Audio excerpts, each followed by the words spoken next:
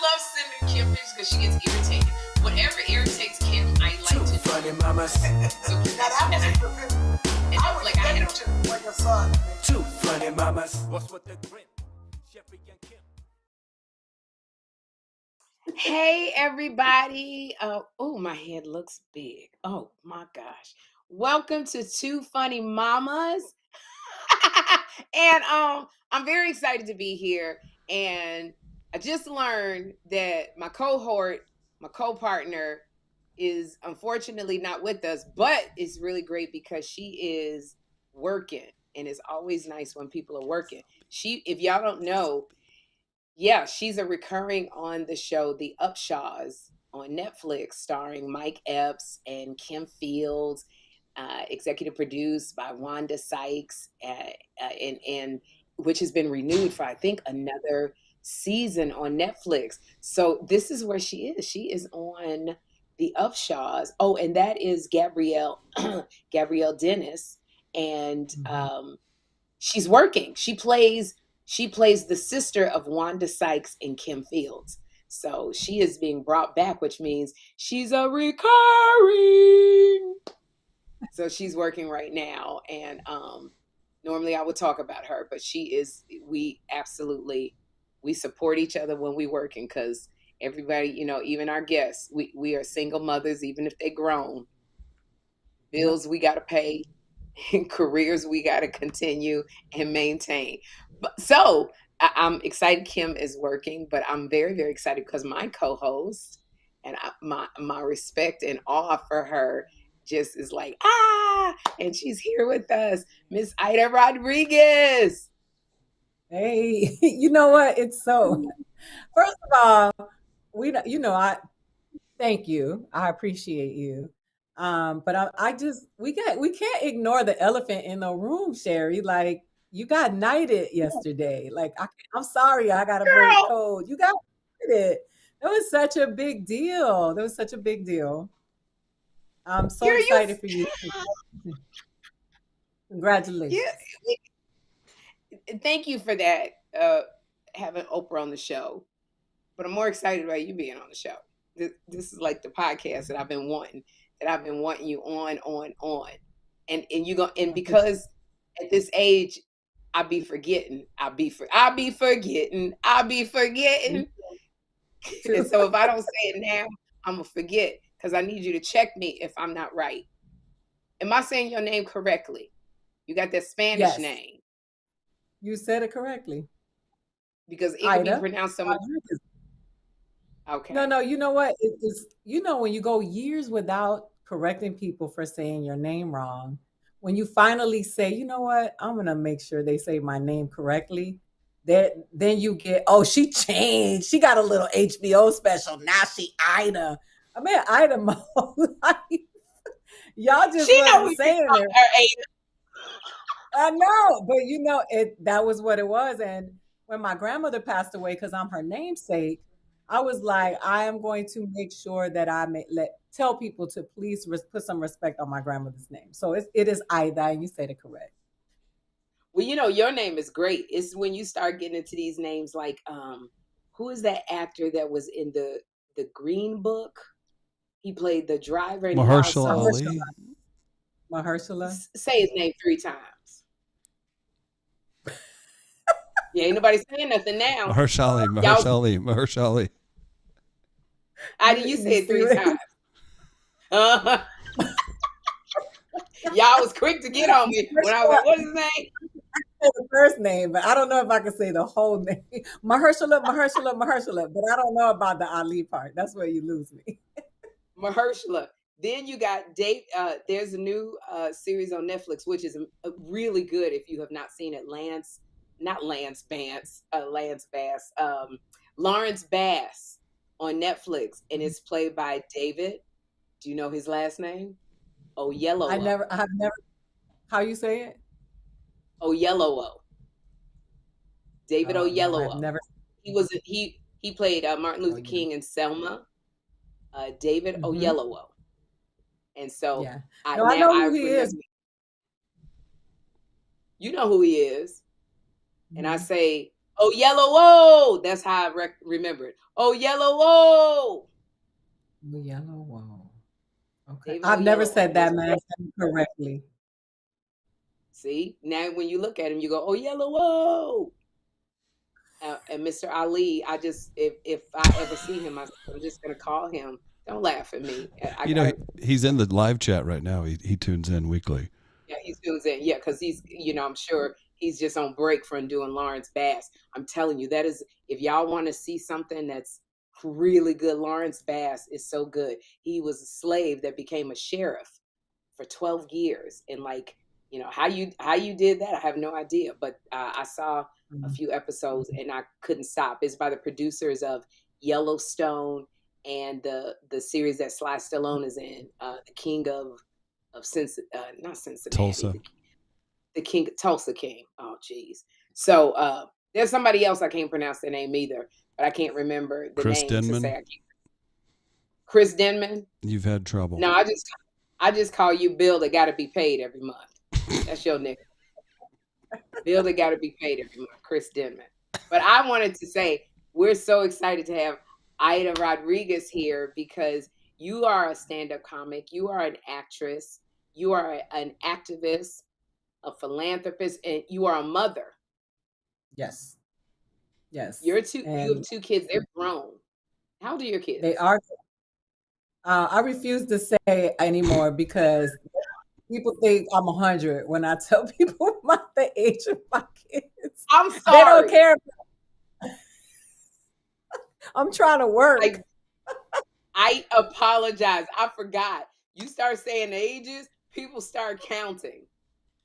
Yeah. And creating a story. Like they'll say, oh, she looked like she had her first kid when she was. And you like, ah. Suffice it to say, we're going to say your kids are grown. And they are adults. But this is what I love, Aida, about we are brown-skinned women. We really don't crack. Like, you know you and I are mature because we both sound like men. So you know what though? You could either be older or be Puerto Rican because Puerto Rican women all have raspy voices. That's the Puerto Rican rasp. So just tell people you Puerto Rican and they'll be like, she's 35.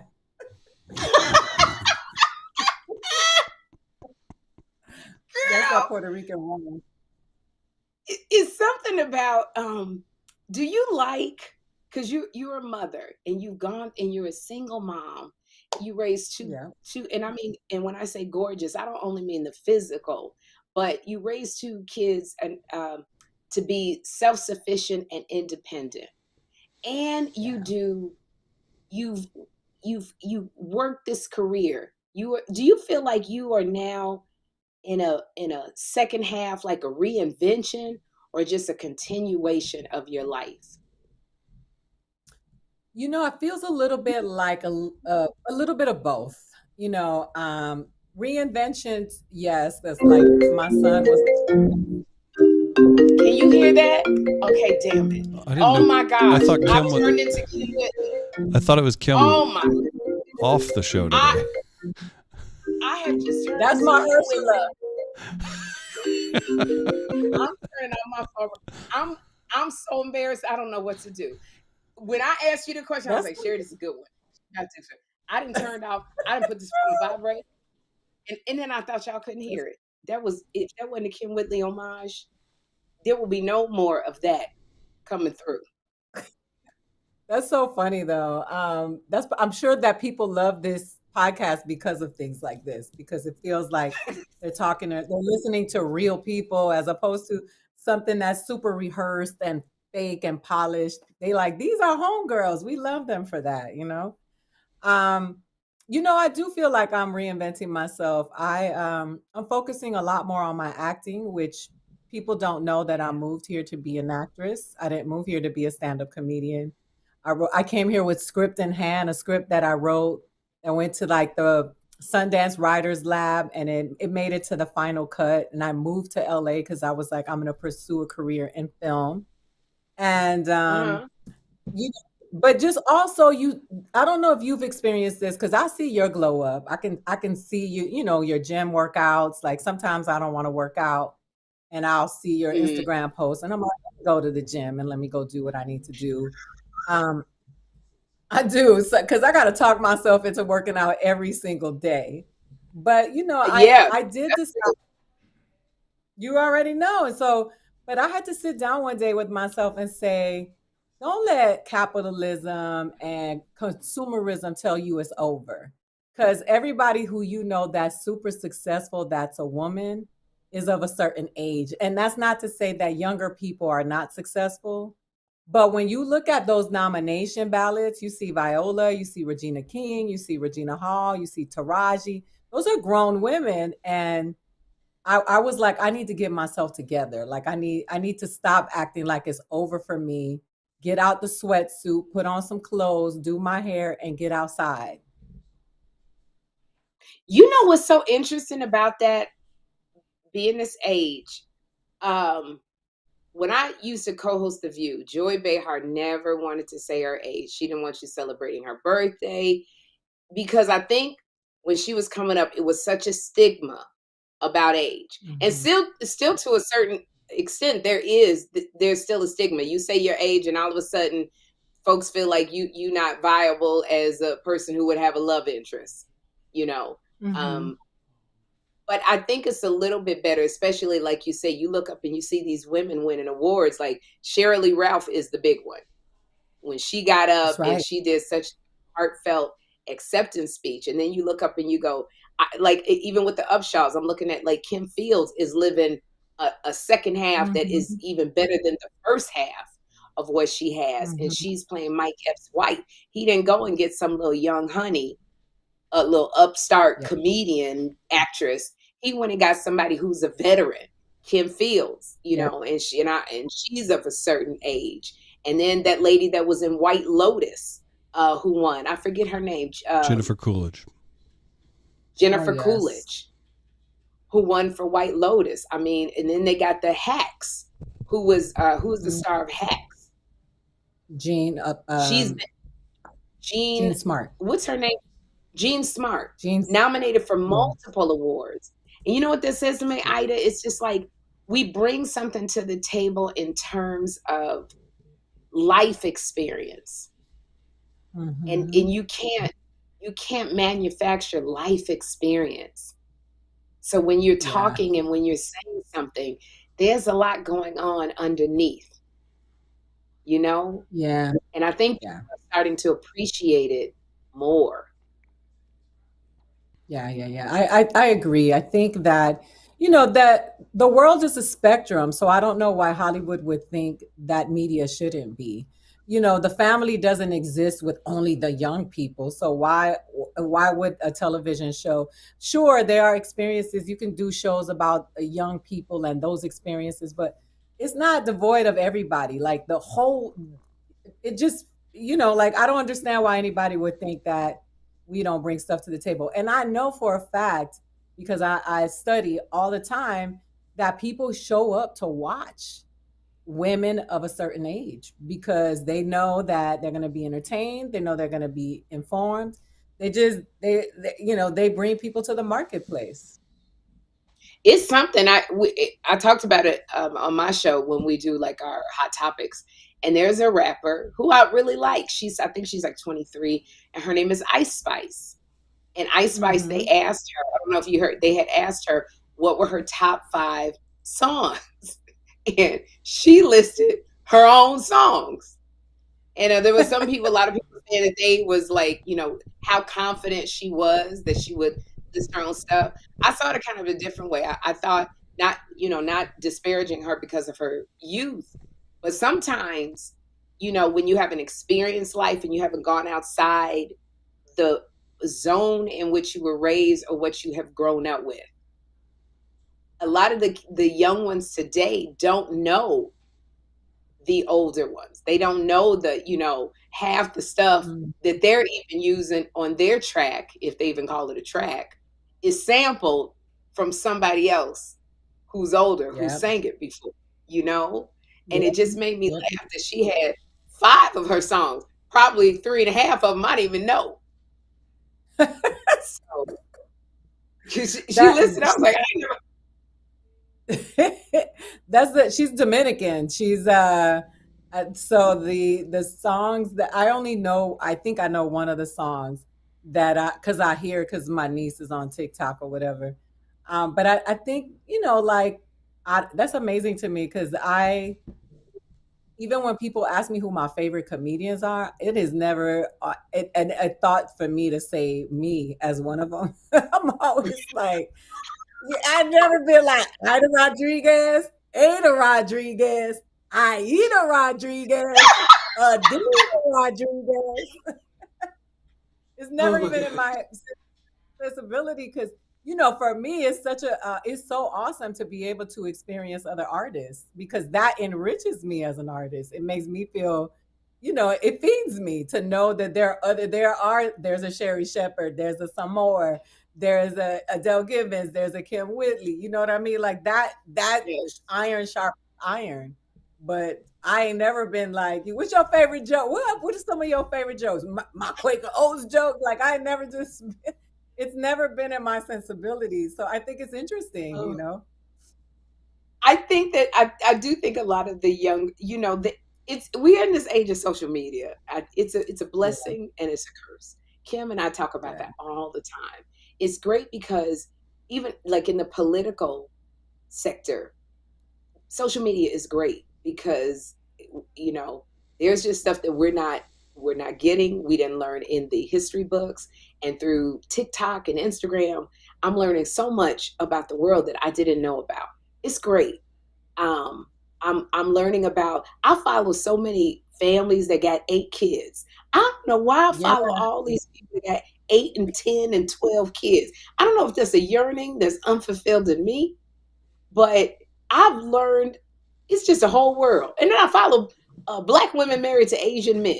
I follow them all the time. All me what is that too. about? And I only got that from social media. I would have never, if we didn't have Instagram, Twitter, X, none of this stuff. It would never cross my mind. But I am fascinated by black women with Yeah, Asian men. So yeah, but I think a curse in that is that it's a swipe. Everything is 30 seconds or less, a minute or less. So I don't know, with the kids today, if you don't do it in 30 seconds or less, they ain't trying to hear it. Their attention span is just mhm. gone. How Yeah. you And feel about social? I had to just get someone to help me with my social media because social media was affecting my mental health. I was spending too much time on it. And I'm not even gonna lie. I'd be like watching it. And then also I started feeling bad about myself because there's such this thing of perfection on social media that's not real. And it's really interesting because some of these people, Sherri, we see these people in real life, and you be like, you don't look like that on this. Is not what I want to take a picture and put it on social media and be like, look, little children, she really don't look like this android. But the thing is that I had to take a break from it because it makes you self-centered because it's you, and that's not the way the world works. It's not good for I was like, I gotta back up off of this because every day I'm trying to figure out, well, maybe if I post this reel, and I'm like, you know what? This is too much. We need to fall back and live life. And that's what I think we're not doing. We're not living life. I know, speaking to that, Mhm. there's one person that I know who posts on social media, and uses a filter like nobody's business. That filter, they need Mhm. to get rid of that filter app because that filter app, first of all, if you're a single Yeah. woman, I just don't understand this, Ida. If you're a single woman and you're wanting to be in a relationship, why are you posting pictures and you look like Barbie? Why are you posting pictures where everything is so perfect on you? Because the moment they see you, you cannot look like that. And so Yeah. her teeth are white. She's even got an app that she showed me now. It puts makeup on you. So you could be Mhm. busted and it will make your face up, and that's what you can post. And I'm going, but when they see you, you look nothing like that picture. You done lightened up your skin, you done took out all the lines. I mean, and you so it's such a trip to me. There was one I saw a girl, and I'm like, wow, she lost a lot of weight. And then somebody told me, no, that's a filter. Mm. She done shaved off some of her face, it's weight snatched in, and I said, "Oh my gosh, I can't tell nothing in this new." Mhm. It does affect your mentality, and I think it makes people more judgmental about you because now we Yeah. put out this stuff. We, you know, we and we don't like it when people make the comment, but I think it desensitizes people. It takes away a lot of the compassion that people have, Mhm. and then they feel like they I can come at you everything. And they do. They do. And like they do that. Somebody just posted on my Instagram page something about my hair Oh, Jesus. because I got these bangs cut and the bangs are terrible. So my hair guy styled the bangs and he did something, he curled them or whatever. And then somebody was just on social media because I sent it to him and I said shots fired because somebody said, your hair too pretty for it to look like that. Like shaking my head. And I was like, I sent it to him. But I laugh at stuff like that because the expectation of other people also for me not to be a human being because I'm on social media is laughable. But it start messing with your head. If you start looking at yourself every day and you don't have lines and your face looks beautiful, you start hating what you really look like and you start hating yourself because and the truth is we can't look like that because we're people and part of being a human being is aging. Is the aging and accepting the season that we're in. Yeah. That's one thing that Yeah. hit me one time, Ida. I think it was when I turned 50. Like that was a hard Mhm. one for me. I was very depressed because we are in such a business, not even to take away social media, the business that we're in of females in stand up. You go to a club, it's one woman on the bill. We got to Yep. work harder when we're headlining to fill up these clubs. Yep. You're constantly trying to prove yourself. And we're in a business of looks and being actresses. So as soon as they Yeah. hear, you can't tell them 50. As soon as they hear that word, they automatically want to cast you as the grandmother. So now you over Yeah. here, they want you to roles audition for the grandmothers, but the women whose grandmothers and lied about their age. We all messed up. And so I was so depressed, girl. I'm auditioning with people who I know they done lied about their age. It's just Mhm. crazy. And my 49th birthday, I turned 50 and I was so depressed. And I remember telling my assistant, I don't want to talk to nobody. I don't want to hear because I just felt like my life now was going downhill because I wasn't going to be able to get the roles. I wasn't going to be able to play the sidekick. And that it was over. And it's so funny, like how you have to change your shift. And I want to know if this has ever happened to you, how you have to change the way you think. This was the best thing that was done to me when I turned 50. And I try to do it to my girlfriends who are at a milestone in their life. Mhm.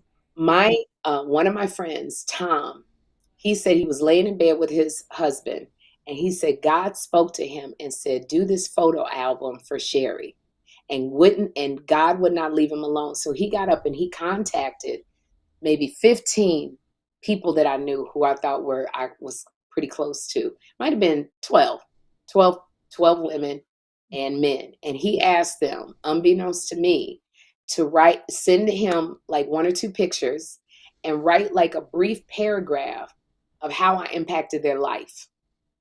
And he put together Mhm. this photo book, and it was Federal Express to me on my birthday. My assistant gave it to me. I was so mad because I said, I don't want no gifts. I don't want to even think about being 50.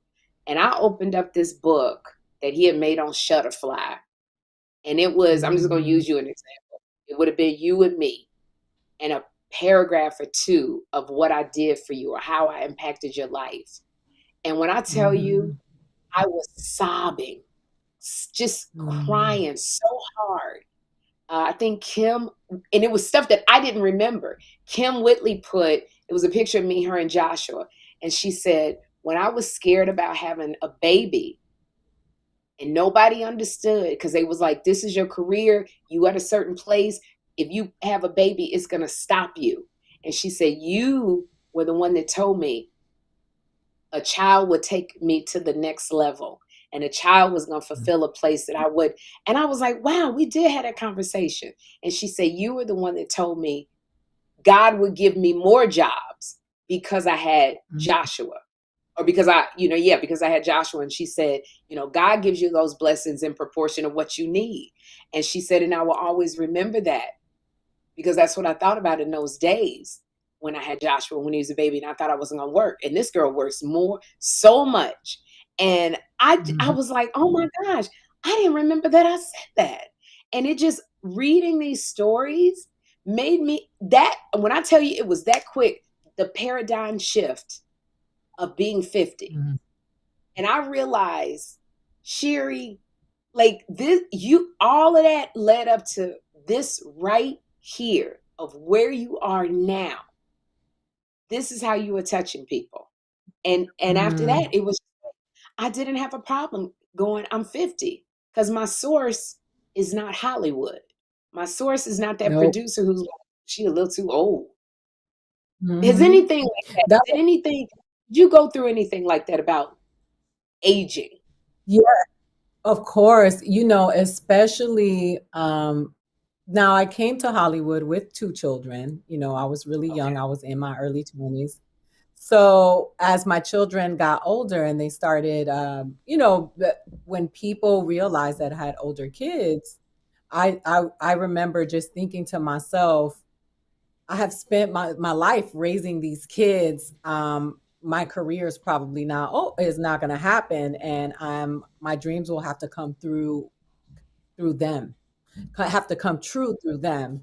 And it was, just understanding that that was really hard for me, because when my daughter graduated from college, I was like, yeah, I guess I'm gonna have to go back to school or something, because I just don't see it for myself. I think, I prioritize my children over my career, and I was like, but I remember when I was younger, I used to say to myself, God said, put the kids first, honor the kids now, God will honor you later. And I forgot that. And I had to be reminded. I have never been so conscious of age since I moved to this town, because I used to revere my grandmother. I thought my grandmother was the most beautiful thing on the planet. And as she got older, I was like, man, I want to be like her when I get older. And then I moved to this town and I started, people started hating themselves. Like, oh, I got to get rid of these laugh lines. Like, I got to get a surgery and do whatever you need to do to make you feel good. But you still got to love yourself wherever you are. And I had a hard time with that for a minute. It's Viola Davis. I'm gonna tell you, Viola Davis turned 50, and every time any of the actresses would turn 50, she would do a post and say, "Welcome to the 50 Club," and she was Yes. like celebrating it, like, "Welcome, you're beautiful." And I remember that, and I was like, because I'm a Viola Davis stan, right? So I'm like looking at her arms, because she started working out when, and she got really in great shape. And I was like, we should be that excited about every age. I've been, I turned 40 and I was like, it's a wrap, like, and I was like, you know what I mean? Like, it's about to go down. And my life did nothing but the opposite. It did the opposite. I turned 40 and then the turn up began for me, because I never had a turn up before. It's so crazy how our mind will sabotage us. And I remember Mhm. at 43, I got into I'm not even going to blame my ex-husband, but I got into a marriage that I should not have gotten into, choices that I made. And I Right. learned from my therapist, stop blaming others, choices that I made. Mhm. But I remember Mhm. Ida at 43, because it was fear that I got into this relationship. At 43, I was scared that nobody would want to be in a relationship with me at 43. Oh yeah. I think about that now and I go, girl, you was 43 years old. You wasn't. And now here I am, 56, and I'm like, I'm fine. Like I Mm. am good. I am full. It's so many I ams. Like I don't have that fear.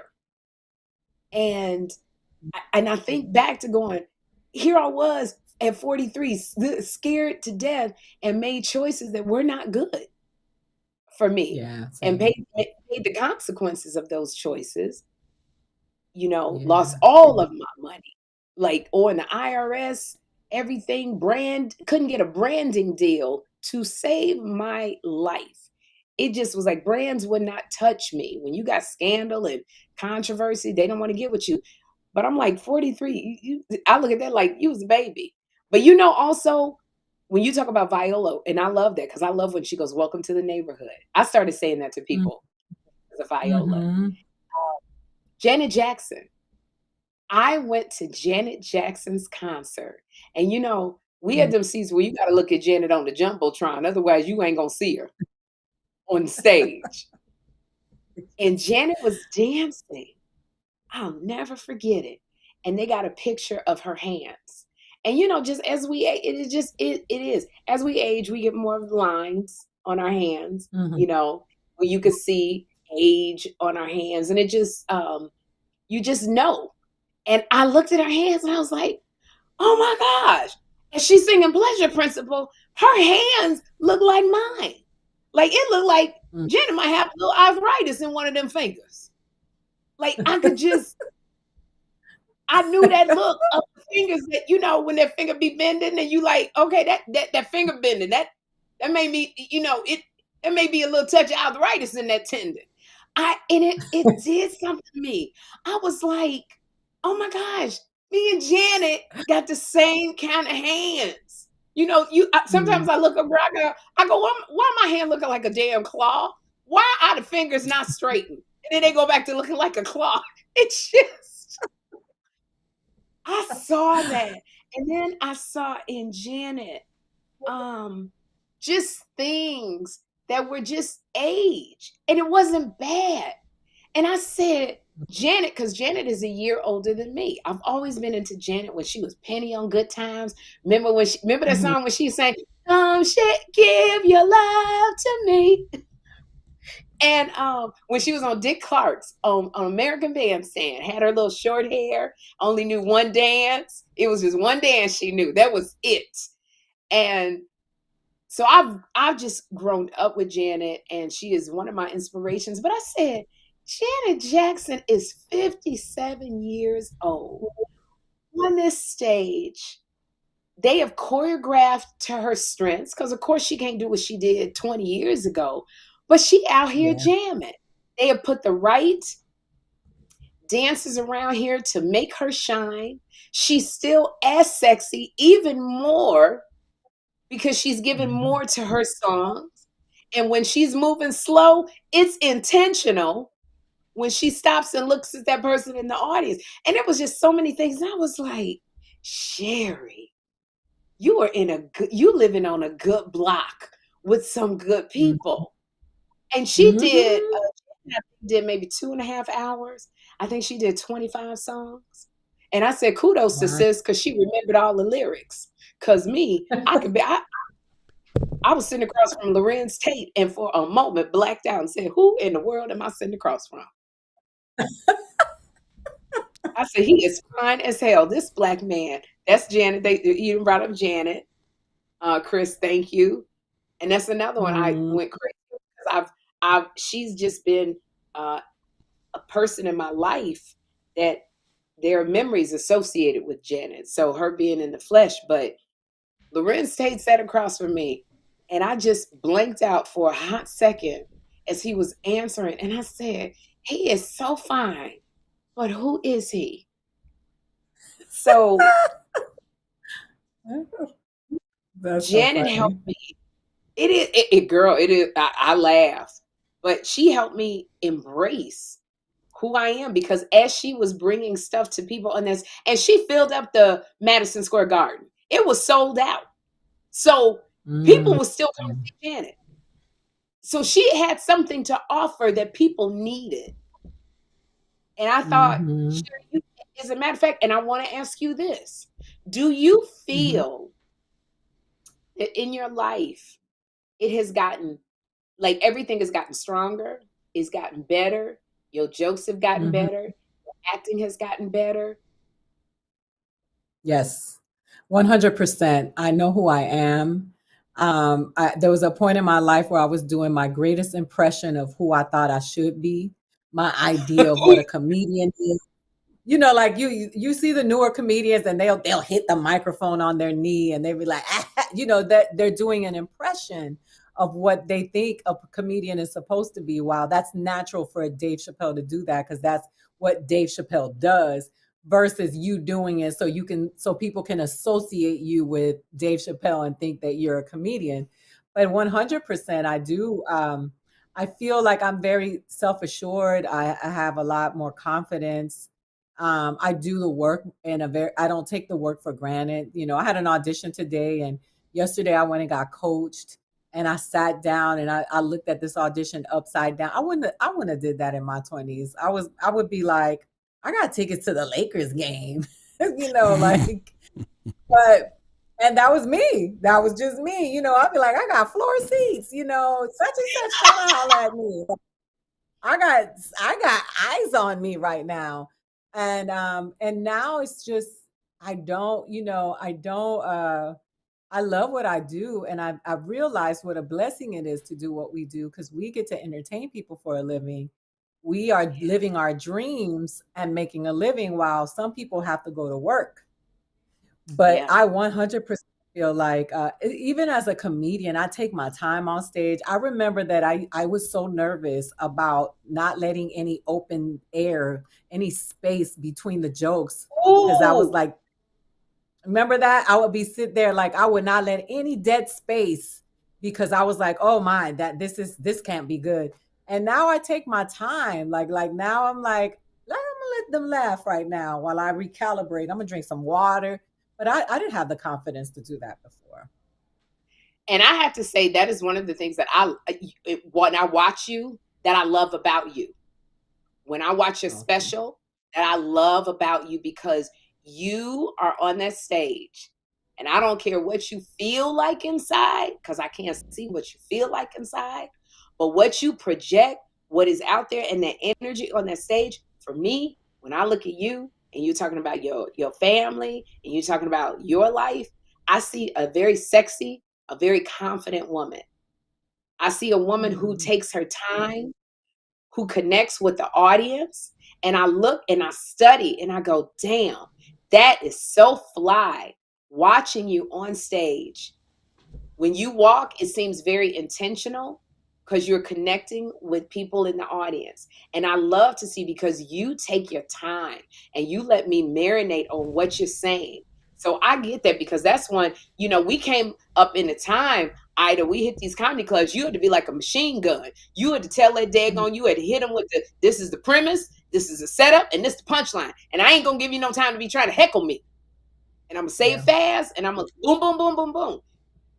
There's a confidence that comes with slowing it down and yeah. having the people follow you instead of you always running with the joke and being fast. I said I can't be these comics anymore because I'm too tired. I can't do rapid fire. So that's one of the things I do respect about you. I'm working on it even now, because on the talk show, that's probably one of the biggest things that they get on me about when I get that proverbial get called to the office, is they'll say, Sherri, you're not on stage, because I tend to go, and when we do hot topics, everything for me is about where is the funny, where can I get the Yeah. funny, and my rhythm is I'm used to being on stage and going fast, and I'm used to I came from The View, was 5 women at the table, everybody talking, everybody got tenure there,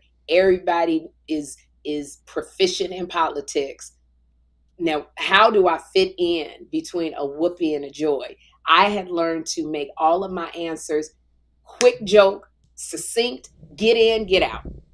Get in, get out. Yeah. As soon as I found some airspace, get in, get out.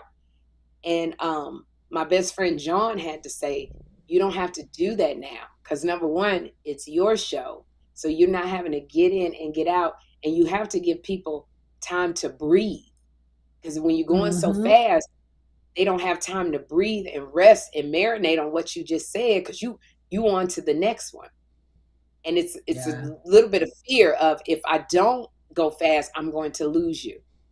So watching you is also a homework exercise for me when I watch you on stage, because you do take your time, because you have something to say, and what you have to say is so you go between profound, and then you go between, okay, this is hysterical, funny, my family do this too, and you go to deep, and then you go to poignant, and every bit that you have, you are saying something, and I want to hear it. So kudos to you, Queen. You. I appreciate that. I will say that, I remember I told Charlemagne when you were guest hosting the Wendy Show, and there were several guest hosts, some which I'm cool with and I love as people. But I remember, because I DM'd you and I was like, you're going to get that show, because you was in your bag. You were like, I feel like it's important to give it away, tell it. You don't know, I really saw, I was like, she's in her zone. Like, I remember you interviewed me for my special, and it was COVID and we were on Zoom. And I was like, she's going to get that show. Like, that show, that's going to be her show. Like, she's in her bag. Like, it was just something that was, it's just right. It was so right. It was just your timing, everything just showed up for you and you were ready. And it was so reassuring for someone like me, because I was like, there's room for me. I'll be fine. Because you remind us of that. You remind women of that. You don't shy away from the realities of life. You don't operate from shame or embarrassment. You're like, this is what it is. And I was like, I'm inspired. I just remember that I talked about it on the Breakfast Club, because I was like, bruh, like, she don't need them other 4 women. This is about this. That was just a step on the way to where she was supposed to go. And now you own that space comfortably, and you do it. It's poetic to watch. You're funny on that show is so, because I didn't used to watch the Wendy Williams show. No disrespect to her, but I don't like mean, because I've been bullied and I got my own trauma or whatever. I never want to just, every y'all can be mean, but I never want to participate in that kind of stuff. But you have a way of talking about celebrity culture in a way that's inclusive and very comical, and it doesn't make you. People are not cringing watching you. They're not like, ooh, she said that. It's like, Sherri need to stop. And that's what we needed. That's what we needed. So thank you for that compliment. It means a lot to me coming from you. Oh, girl. Well, thank you. I'm a big believer. Women, I don't trust women who don't have female friendships. And I don't know if I should say I don't trust women. I'm a little leery. Maybe I'll say that, because I feel like we empower each other. And in order to get where we need to be or where we want to be, we have to have some strong women in our lives. And that's like a mission that I'm on. I want to help women. So when you call me and you go, can you? I'm like, whatever I can do. Yeah. That's why I love having this platform. One of the things that I just absolutely love is that I can go and say, I need you to book Aida Rodriguez, because she got a Netflix special coming out. Now, granted, I'm going to be transparent. It's much easier to have you on the show because you have a Netflix special coming out, or you have a book coming out, because I don't want everybody going, well, I've been calling you for 3 months and I can't. Sometimes it's a little bit harder, but like you got a Netflix special coming out. So you're on another level. Okay, so but let's give it another push because I want to help sell books. I want more exposure. I want more eyes, anything that I can do to help because I always say to women, I don't like, yes, it's healthy competition. That's just everything. But I don't Right. like that mentality of what's the crabs in the barrel? Is that what it's called? Yeah. That's Aida's Yeah. book. That's Aida's book right there. You were at a book assignment. Um, and it's like, that mentality of if you trying to take my spot. And if I legitimate kid, y'all, it's called Legitimate Kid, Aida Rodriguez. This is her book That's that has come out. It is autobiographical, yes. And you can get it you can go to Amazon, you can go to Barnes and Noble. You can thank follow you. Aida Rodriguez at Aida Rodriguez, yes, on social media. Funny So Ida. please, Funny Ida, excuse me. We're gonna send her y'all to a whole new site, If I which may not be. if I can interrupt, if you go over to the Yeah. it's at Funny Ida, and you can follow Sherri Shepherd at Sherri E Shepherd. If you go to at Two Funny Mamas right now on Instagram, there's a post. It's a reel. It's got a bunch of fun pictures of Ida. Go leave a comment. Tell us why you want it. We'll read them live on the air.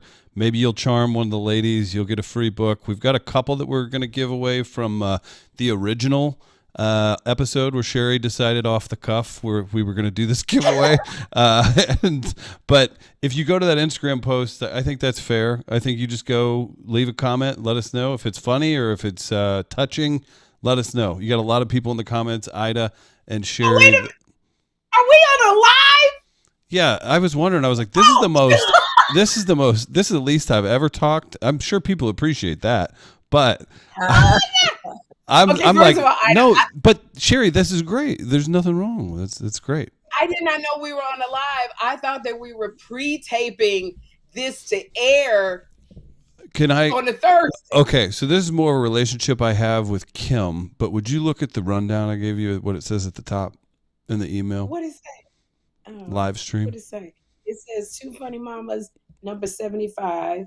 Oh no, It no, says the Sherri email. No, the email. Whatever. I'm just saying. Yes, we are live. People are commenting. People are loving it. But you two, why upset the apple cart? This is great. Oh, my whole CeeLo would have been different had I known we was live. But this is I'm great going to tell because you now we're we can. pre-recording every time because this is wonderful. Let me well, Jen, let me say to our followers who are following us live because I wanted Aida on here because she's written this phenomenal book called Legitimate Child. And it is about, and I'm gonna let Aida tell you, I'm gonna stop talking, but I loved it so much. And I told Kym, and we went and purchased an entire box full of Aida's book because we want everybody to read Legitimate Kid. I said Legitimate Child. Excuse me, please forgive me. Legitimate Kid. Blame it on my head, not my heart. Y'all told you I didn't know who Lorenz. You had a big day. It ain't even a big day. This is just my everyday. But we bought a whole carton of books, and because we wanted Aida to come over to Kym's house to sign them so that we could send them to you because you are really going to enjoy seeing this woman's life. And now here she is now. So can you tell us about? I thought we was pre-tape. We'd have been sitting here talking like daggone this been who is that big man where he bring all the actors on the actor studio? James Lipton. Like James Lipton. I was waiting with my long nail. I was about to ask you what's your favorite curse word, girl. Right. Aida, what's your process? Yeah. I'm so into Aida because I love her so much and I'm so in awe of just her as a human being. So I wanted to get everything I could get within a span of an actor studio thing. But we're live, so that means other people are participating and they have questions and stuff. So and I want to honor that. So girl, can you tell us about Legitimate Kid? First of all, I want to say thank you because you've been ultra supportive of the book. I was in the show. Everybody in the audience got the book. Then you bought some more copies of the book. I just sent them with Kym's assistant because I signed the book. So thank you so much for that because support is, as a comedian, people will say, hey, I want to support you. I'm gonna come to your show tonight. Can you put me on your list? And I'm like, that's not support. Support is you buying tickets for the show and actually showing up. But so that's what support looks like. So that's why I want to say that. So many people said, hey, I want to support. And they posted on their pages. Support looks different for everybody, but to drop down and buy the books, I appreciate that. So thank you, because that means a lot to me. That book is not. Can I say this real quick? Sure. Two things. I meant to say, crabs in a barrel mentality. We really have. There's so much room over here for females who are going. Y'all got all of the jobs you get. It's so much room over here. I just saw the headliners with Kevin Hart and Dave Chappelle. And it literally was Kevin Hart's love letter to, Kevin Hart and Chris Rock. It was a love letter to Chris Rock because Chris Rock mentored Kevin Hart. And it was a love letter to Dave Chappelle. And the men do it. Yes. And we as females need to be doing it too, because I saw 3 top icons and they all got money. They are all successfully and wildly rich. And there is enough money for more female actresses and comics. And we got to get out of that. The second thing is, I got buying a crate of books because Jenny McCarthy did it for me when I wrote my book. She bought an entire carton, 2 cartons of my books, and poured them out on the floor. That's why me and Kym made that video for your books, to show support. And that is what I told Kym we got to do to show support. We going to buy a car. And so that's why we did it, because we believe in Legitimate Kid and you. The floor is yours. I appreciate that. Thank you so much, though. I need that video because I never saw the video of y'all pouring it out on the ground. So I need that video so I can post it on my social. I can send that to. Kym Whitley. I'm thirsty for content. I hate social media. I need stuff. Send me the video so I can have a post for tomorrow. Please. Can you send it to Ida, please, Chris? Let me go I'll just do a screen record from the episode. I got to remember which one it was. So give me just a second. We can actually watch it on here, and then I'll send it to you also, Ida. Yeah, we'll play it on here too for you, Ida. But tell us about Legitimate Kid. And I'm looking for the video as well. So I am listening. I'm just looking down. Tell us about Legitimate Kid. So Legitimate Kid is the book is a memoir, and I decided to write a book of essays about my life. It's not as funny as some people would like it to be, so I didn't really focus on the comedy of it all, because I just wanted to get the story out without the burden of a punchline. Like a lot of times, when you write books, people, if you're a comedian, they're like, okay, you told a story about when you got surgery. Now write a joke about it. And it was really very traumatic to write about some of this stuff. But I also wanted to talk about my journey with my father, because, when I was in the 3rd grade, a girl called me a bastard, and it stayed with me the rest of my life. Like I was, I didn't have my father's last name. I was battling with legitimacy, and I decided that I was going to lean into it. And I wrote about my family, my uncles, who are my favorite, they were my favorite people growing up. But I wanted to show people a journey of forgiveness and on the other side of pain. I didn't want to just stay in the sorrow and in the trauma. I wanted people to understand that for me, forgiveness was a form of self-care. And it's one of the greatest gifts I ever gave myself, was to be able to say, I forgive you. And I'm going to move on with my life now, because I don't want to walk around being bitter and sour. And I wanted people to know the people who blessed me. So, I talked about Tiffany Haddish putting me on Netflix. And I talked about Wanda Sykes putting me on Last Comic Standing. And Tamara Goins and Valerie Benning putting me on Shaq All-Star. That women showed up for me, like I talked about you on the Breakfast Club. And I said, you showed up for me. You put me on the show and said, let's talk about the special. And I do have people who follow me, who look up to me, who respect me, and I felt responsible. I was like, I want us to get to the other side of pain and trauma and be able to move on with our lives, because they are shackles that hold us, keep us stuck in a place where we're not allowed to move forward. So if you're sitting around saying Sherri's getting all the jobs, is because you're stuck, and it has nothing to do with Sherri. It has to do with the fact that you are stuck. And I know I can talk about it because I've been there, and I talk about it in the book. I've been a hater, and I've been bitter, and I've been sad, and I've been jealous, and I've been like, why not me? And I had to learn that until I resolved that stuff within me, it was never gonna be me. Because don't nobody want to be around a bitter person for 16 hours a day. And so it was really about, finding my joy. And I'm glad I wrote it, because it's a love letter to my family and my mother and my father. Though the mistakes were made, I'm so thankful for them, and I'm able to have a relationship with them now that I never had before. And I feel like it's better on the side when you are able to forgive and move on. You can stay in that place if you want to, but I'm gonna tell you right now that all it does is cause disease. You know what? Is when you talk about forgiveness, I think a lot of us deal with forgiveness, and sometimes it's hard. And in your book, you talk about, because what is your heritage? What is your ethnicity, Aida? So my mother's Puerto Rican and my father's Dominican. And now Dominicans, because you're going to have to educate me. Dominicans, Puerto Rican, are there like internal biases or racism between the two groups? Yeah. Yeah, there was especially like in the 80s and the 70s, there was a lot of beef between them, because that's what happens with people of color, right? They do that to us. But yes, and so there was a lot of that. I was raised by my Puerto Rican family, and they would always tell me, "Don't tell people you're Dominican. Those people are not in your life. They didn't show up. You Puerto Rican."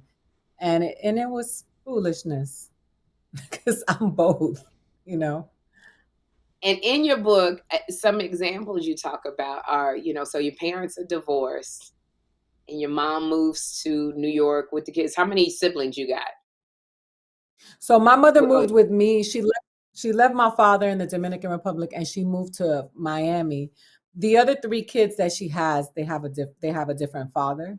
So I mhm. didn't, they came along after, but she moved back with me.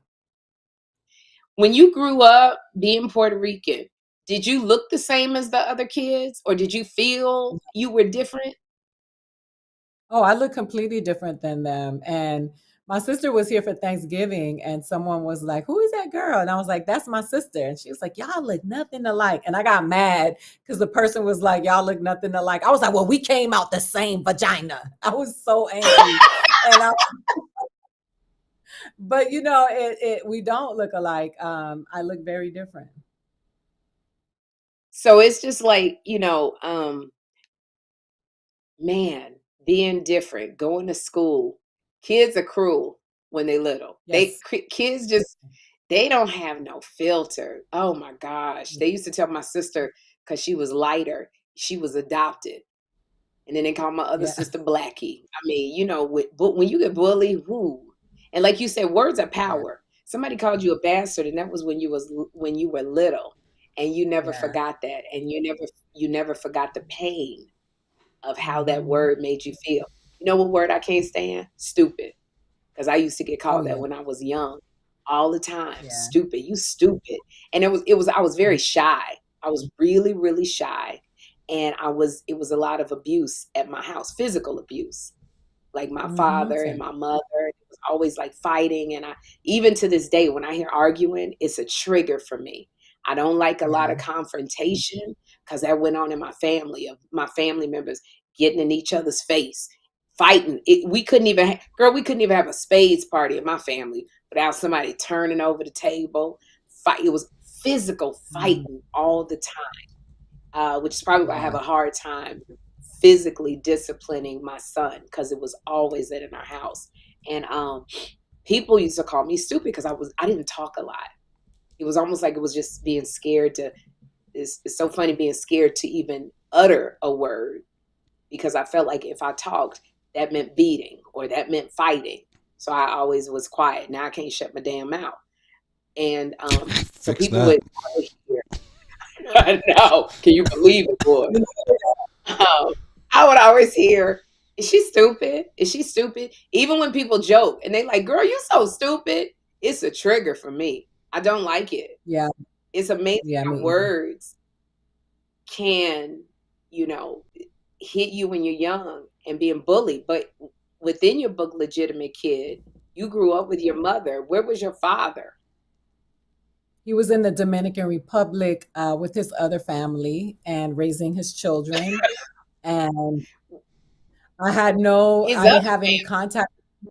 Yeah, well, he got married and he had some other children, and I have another sister that was before that marriage. So I didn't see them until 2021 when we were adults, and I met everyone that I never knew existed. So he had an entire family, and you didn't meet them 2021. That was 2 years ago. Yeah. So as an adult, and it was, it was a lot. It was a lot. I thought I was going to find the answers, and I got more questions. And, just looking at you. So you talk about your hands. You saw your hands in Janet Jackson. I saw my father's hands and his ears, and I saw myself because I had never, ever had seen that before. And I'm looking at him and I'm like, oh, I am definitely his daughter. I look just like him. And my whole life, I grew up not looking like my parents, not looking like my siblings. And then I go and I meet this man and this mystical creature that I only imagined my whole life. And then finally he comes to life, and I think, hey, why he old? Like, why he skinny? Why he look so poor? Like, what's going on? I'm sitting there like, because in my mind, I'm still in that place. I'm waiting on this young, valiant, attractive man to come get me. And now he's an older man, and he might need me more than I need him. And I'm sitting there like, wow. Yeah. Snap. I remember you talking about on the show, you were with your mom and she had moved to New York, and you said your dad kidnapped you. No, my mother kidnapped me from him. She took me in the middle of the night, and he never saw me again. But when I was in New York, my grandmother kidnapped me from my mother and took me to Florida.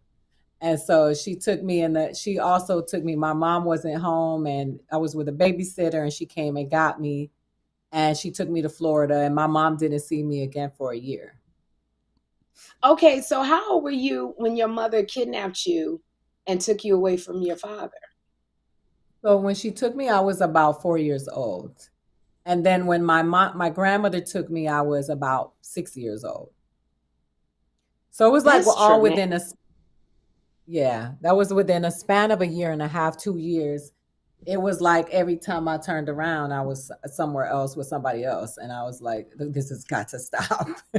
I hate to interrupt, but check it out. If you get a chance, you can go to Max. I don't know if you're still pushing this, Ida, but a wonderful view of this story is on her last special. I thought it was a really unique thing to do, not only be funny, but also dive into that documentary style on your special. Absolutely. What is the title of the special? Fighting Words. Fighting Words. And you can still find it on HBO Max. It's on streaming. And it is, and I have to tell you, I loved it. It is like this look into your family life where there were some things that was foreign to me. And then there was some things you was talking about. I was like, yep. There you go. You think you'll be, wait,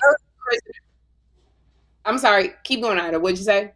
No, I was just going to say, hurry up and watch it before they snatch it off of Max. Every day they change it. They changing it up. So many changes. Girl, they'll be telling you that you'll be on next year, and all of a sudden you gone. I know that because mine got snatched off Netflix. It was one that I had to do a long time ago. And I want to, Chris, if there's any questions or comments for Ida. Oh, well, then let's go to them because I could be asking questions all night. Absolutely. So everybody's loving Ida. We've got a bunch of comments on the Instagram already. And if you all would email twofunnymamas@gmail.com for those that I have liked and let us know, I'll check that and get those signed books to you. Sherri is a vocal phoenix. They don't have an emoji for phoenix. Okay, so MM loves your voice. But everyone's basically Kelly talking about how you found your voice. They're very excited for you. Kelly, good question. What is that like to meet your parent decades later? Wow, to Ida.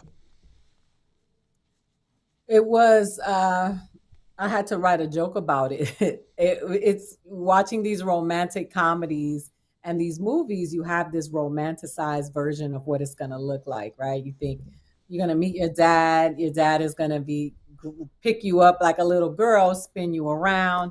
Your life is going to change because he's there. He's going to protect you now. He's got you. And it was, it was quite the opposite. I was like, he need me more than I need him. He needs some money, don't he? Like that's, I just walked in there like I was just like, this is, it was bittersweet. It was traumatic. It was beautiful at the same time. But it was a lot. And that's not the end. Like some people are like the end of the story, like the beautiful end. It's the beginning. Now you have to start cultivating a relationship with an adult parent as an adult. You have to put to rest all the ideas that you had as a child of what this was going to be like. And, we caring for our parents. My father's older now. It was a lot. And he came with a big package because he came with other children. He came with siblings that have his last name, that he raised, that grew up calling him daddy. And that was a lot for me too, because I was the odd one out. I didn't have any of those, nothing in common with them other than genetics. And it was a lot, but I'm glad that it happened. Being united with siblings that you never knew, was there any feeling of like I'm whole, I'm filled, or was it like meeting strangers? Were you alike with any of your siblings? It's a lot of questions. Sorry. No, it's a good one. Yeah, some of them, like my little brother looks like me, and he lives in California. He lives in Los Angeles, so I have a relationship with him. Some of my sisters, I could see myself in them physically, like we looked alike. And then but it was meeting new people. It was getting acquainted with this new other part of myself that never knew existed. And because they're Dominican, culturally they were very different than me because I was raised Puerto Rican. So like some of the way that they talk, and the way that they express themselves, the sayings that they say, like I didn't know what any of that was. And but it was a lot. But yeah, it was both. It was like, thank you, like I'm blessed to meet these beautiful people that are connected to me in blood. And it was also like, all right, I need to get to know all these people because I have no clue who any of them are. Did you feel overwhelmed? Yes, absolutely, 100%. It was a lot. It was a lot to process. There was only one me and a bunch of them. Mind you, my sisters are married. They all have children. So I'm meeting siblings, I'm meeting husbands and wives, I'm meeting children. So it's a bunch of people who all know about me, and I just learned about them, and I'm meeting all of them at the same time. It was a lot.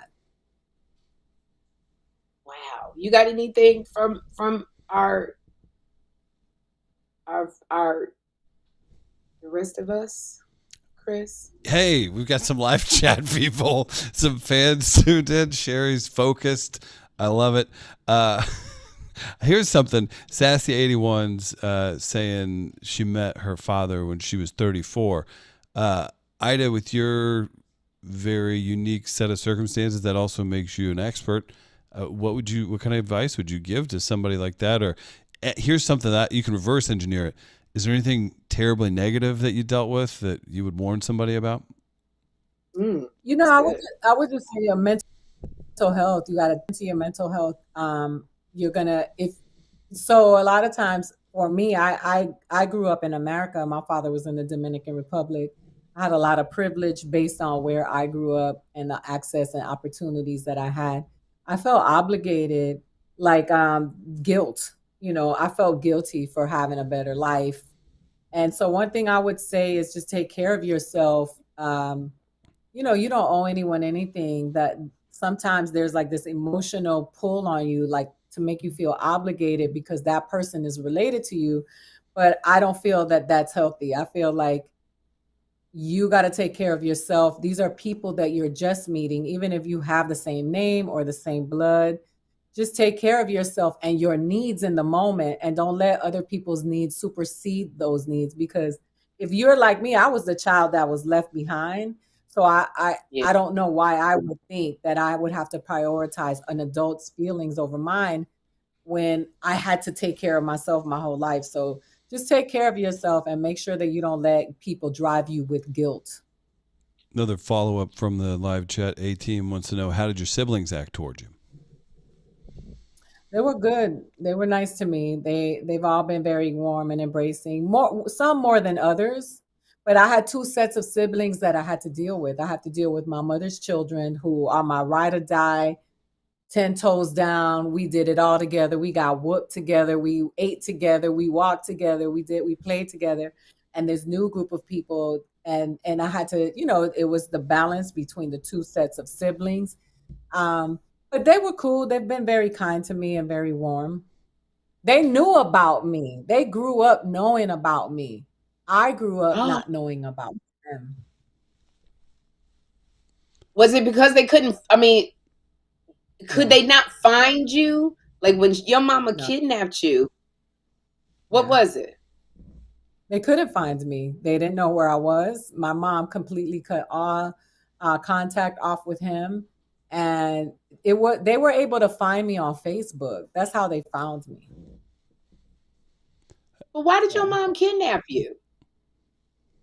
She just thought that it would be best to he my dad was significantly older than her, and she was in a really toxic situation with him. His mother didn't like my mom. She would put us out when he would go out of town for work. And my mom was only she was 17 years old at the time when we were there. So she felt she took refuge. She ran out. She was like, "This is not good for any of us," and I'm out. Eh, Oh no, what? That's a lot of strength to be a young lady with the child, because it was just you. It was me at the time, yeah. Yeah, To be she had just been through a lot too. She was really young. She had to have me when she was 16, and she had a child before me that she lost. So there was a lot of stuff that she was experiencing, a lot of pain, and she felt alone and unsupported. She's in another country, her family's in America, and she just did what she thought was the best thing she could do, and that was get out. Sherri, before a lot we, of people. oh, I'm so sorry to Yes. interrupt you, but before we dive too far in, I forgot to let you know, we need to let Ida get out of here. She's got a few other things on her schedule.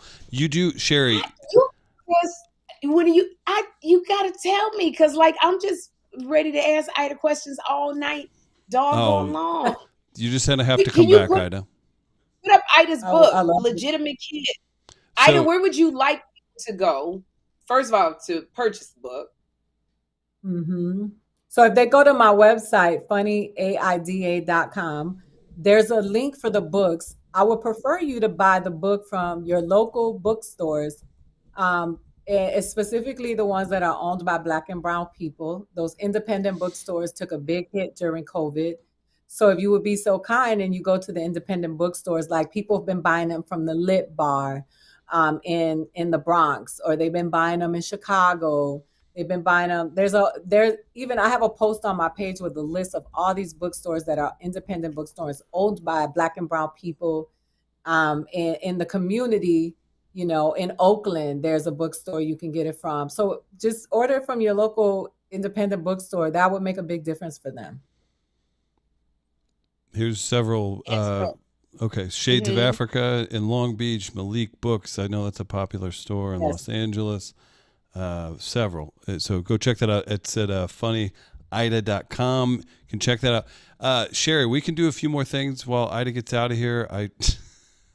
Sherri's and mad. we have signed copies of Aida Rodriguez's book that Kym and I purchased, and we're going to be giving away to folks, to our Too Funny Mama fans, because we just want to support you. And please support Aida and watch her Netflix special, Fighting Words. It's on HBO Max, so go stream it now. This is good. You on the weekend, sit on that couch and watch it. You're going to laugh because Aida is absolutely hysterical. You got anything else coming up, girl? So the reason I'm leaving is I have a show at Flappers tonight. It's my last headlining show of the year in Burbank, California. But I'll be at the Ice House on Friday, and then I kick off the year or so. Please, I'm coming to Plano, Texas in January. I'm doing Oxnard, but please go to funnyaida.com and get my updated dates. And I cannot leave without here just saying congratulations, Sherri. You know, Oprah confirmed what everybody already knew. So step into your light. You don't owe it to anybody. You worked for that for many years and you earned your spot on that throne. So step into it and just go do what you were saying here to do. You heal lives on a daily basis, bringing that joy into people's living rooms every day. Thank you, girl. You know, I appreciate that because you know the journey that we have just as stand-up comics and as actors out here trying to make it. It is a journey. And when people say, oh, you didn't do it and you so lucky, like we don't operate by luck. We operate by hard work, being prepared and ready to step in. So I appreciate that coming from you because you absolutely understand the journey. And go get to Flappers in Burbank. Y'all go to Funny Aida. Please say the whole website, Aida. It's in the live chat. It's funnyaida.com, funnyaida.com. Thank you. Subscribe and keep up with Aida Rodriguez because she probably will be coming to your town. So go buy tickets because it's an experience to see her on Instagram or Facebook, but it's something to be sitting there at a comedy club and watching her do what she does on the stage. So please support and get Legitimate Kid. Christmas is coming up. It really talks about what? I said I was about to say absolutely. I was going to say we have one more live chat before Aida leaves. It says Kym Whitley in the live chat says, "Hey, what y'all doing?" We working. What y'all doing? What y'all doing? Hanging out at craft services. It's so Kym. Can I tell you something about Kym Whitley, Aida? Kym Whitley know good and damn well she's supposed to be on the Upshaws, reading and memorizing her lines. Well, you got her on the phone? I'm in the chat. I'm watching on my phone watching. This is Kym Whitley, Aida. Kym Whitley, I guarantee you, she ain't memorized her lines. She's sitting there on this live. She's supposed to be working. Kym is the only one. We did a show with Kira Sedgwick, Kevin Bacon's wife. It was called Call Your Mother. I was a recurring. And then they asked, she loved Kym. And so they had this part and they offered it to Kym. Kym's people told the folks, Aida, that Kym was trying, unless it was the role that Kym could sink her teeth into, because Kym needed to win an Emmy. Kym wanted to be nominated. Like, she wasn't doing no okie doke roles. It had to be like Emmy nominated stuff. And so Kym told me that, I needed stuff I could sink my teeth into. And I said, Kym, I know it's not a lot right now, but just get on the set. Let them see what you do and they'll write more. And she was like, well, I'm on another level, Sherri. I got to be doing roles I'm going to get nominated for. So I was like, Kym, please, I understand and I respect that. So she took the role, got on the set. They loving on her. Go ahead, Kym. What she said? I said, I can't be answering the phone and watching y'all. I got to sneak and see what Sherri's doing. She said y'all look kind of cute, though, too. Tell Aida hi. Let me see. She's here. The phone. You got me on the phone. Show her my face at least. This is She looks like she got her old titties on. What is that? she. This went downhill so Hang on. Okay, well, this is the 2-time NAACP Image Award winning show. Ida, you gotta go. I know. Sorry. We gotta let Ida go. I'll finish the story next time Ida comes back on. Bye, love y'all. Thank you for buying my book. She's going. She loves you, and she's jumping back in the chat where she said, "You all look kind of cute." Did we let Ida go? Ida had to leave. Sorry about that. I didn't realize. I didn't know Ida needed to leave. So there you go. Oh well, I'm glad. I hope we didn't make it late because it's very, very important when you have a spot at a comedy club, to be there. And she got to drive. She's got to park. She's got to walk inside the comedy club. So I'm glad that we got what we got from Ida. But what I was going to say to people was another reason to get Ida's book, Legitimate Kid, is so good because she really talks about forgiveness. Because, she done been kidnapped. She didn't know her daddy. Her daddy needs her. Her mama didn't took her. Her grandmama didn't took her. It's like so much going on in her family. And being told, don't tell nobody dead in the part of you that makes you you. She part Dominican. So having a Puerto Rican side tell her, don't even tell people that that's you. It's a lot of forgiveness. And she learned to do it and got good therapy. And, is healed in certain areas and is healing in other areas. So I love Ida. She may say it privately too, but for me, what's difficult, especially as a child or something else, truly at this age when she's kind of knows who she is now, there's no villain. It sounds like they were all, like everybody had their own hangups, and that's what makes it more, because usually if there's a villain and a hero, we all understand that. But if everybody was kind of wrong or kind of, had their reasons, like, that's tough. So kudos to her for what she's become and how she's helped others through that too. Yeah, it is. It's when you have a true black and white evil villain, then it is easy to hate. But when you have somebody who's just like, I was going to tell issues that I had with my dad, then you look up and you go, they're older.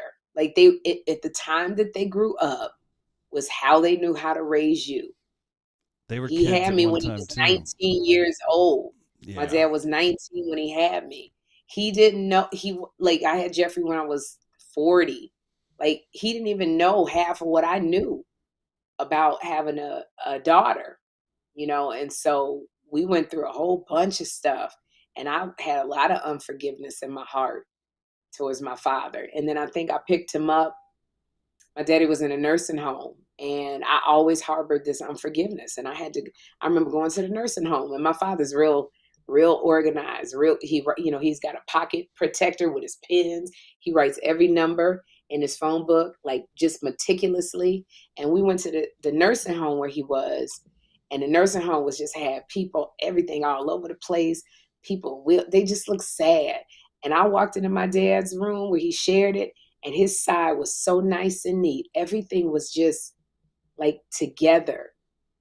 That was his identity. And he turned around, he saw me, and he was older, and he burst into tears. And he hugged me, and he said, my daughter's here. And at everything, all of the unforgiveness that I had of what, I went through as a child, the beatings I got, stuff when he wasn't there, what he did it like melted away, because I was like, he needs me. It's just my daddy. He don't remember what didn't happen when I was 13, things that I remember that. He don't remember that.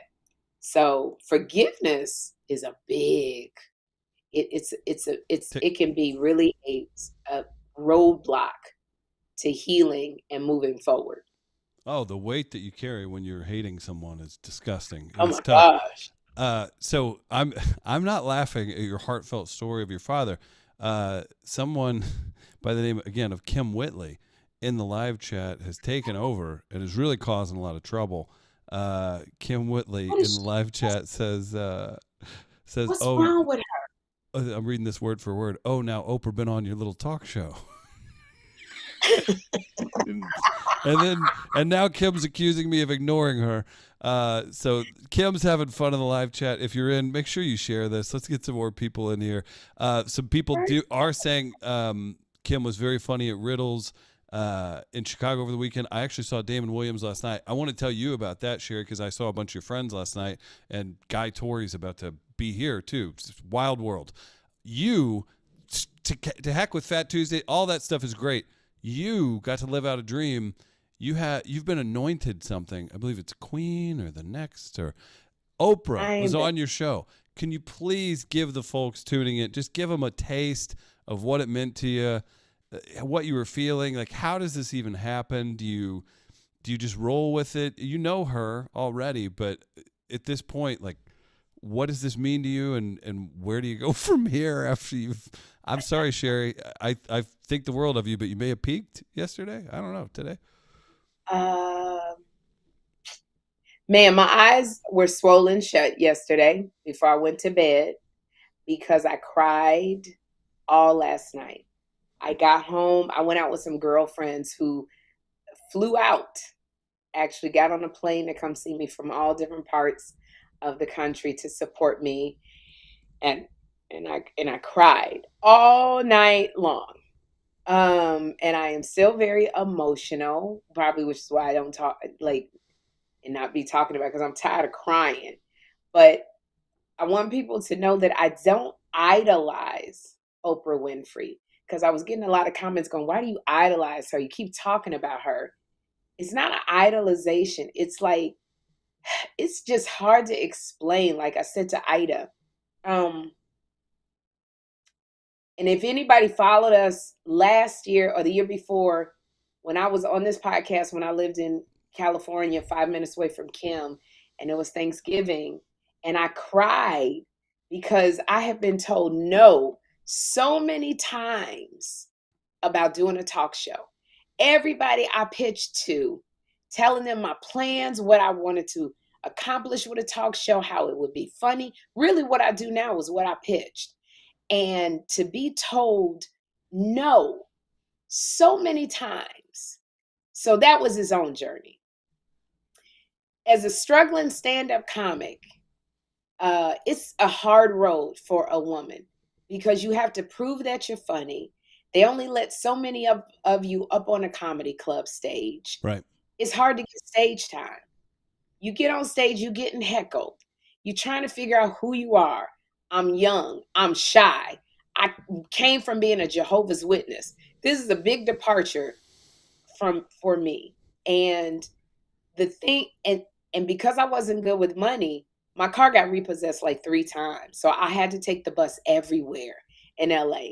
And Chris, you were there. You drove around LA. Picture taking a bus. Sitting at bus stops. There's a bus stop. You're so a little bit. You're I don't necessarily, like, not handicapped. Don't take that the wrong way. You're handicapped though. You're slowed down. You're weighted, because go ahead and add 6 hours to, like, if you're doing things, like, add an hour to whatever you're doing, and then if you have 6 different things to do, that's 6 more hours, and things aren't open, and there's time frames. I often wonder how people keep jobs, because there's outages, there's problems, there's scary people. There's a lot going on. So yeah, sorry. It's wild. A lot going on. And like, there's a bus stop right in front of the Comedy Store that I used to stand at because I wasn't a regular. So it wasn't like I was walking in going, I'm Sherri Shepherd at one time. Didn't nobody know me. No. You had to sign up at 6 o'clock, get there at 7, and you might not go on until 10 if you went on at all.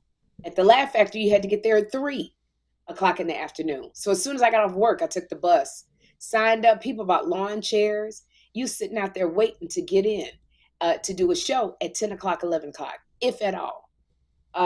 So I was at comedy clubs a lot, and then having to go to work. It took me an hour to get to work. So literally the thing that I held on to keep my mental health together was being a talk show person. Like, if I had my own talk show, if I was an actress, what would I do? It was those two things. I was an actress and a talk show host. How would I run my show? I would make sure I had people feeling good. I would make sure I do this.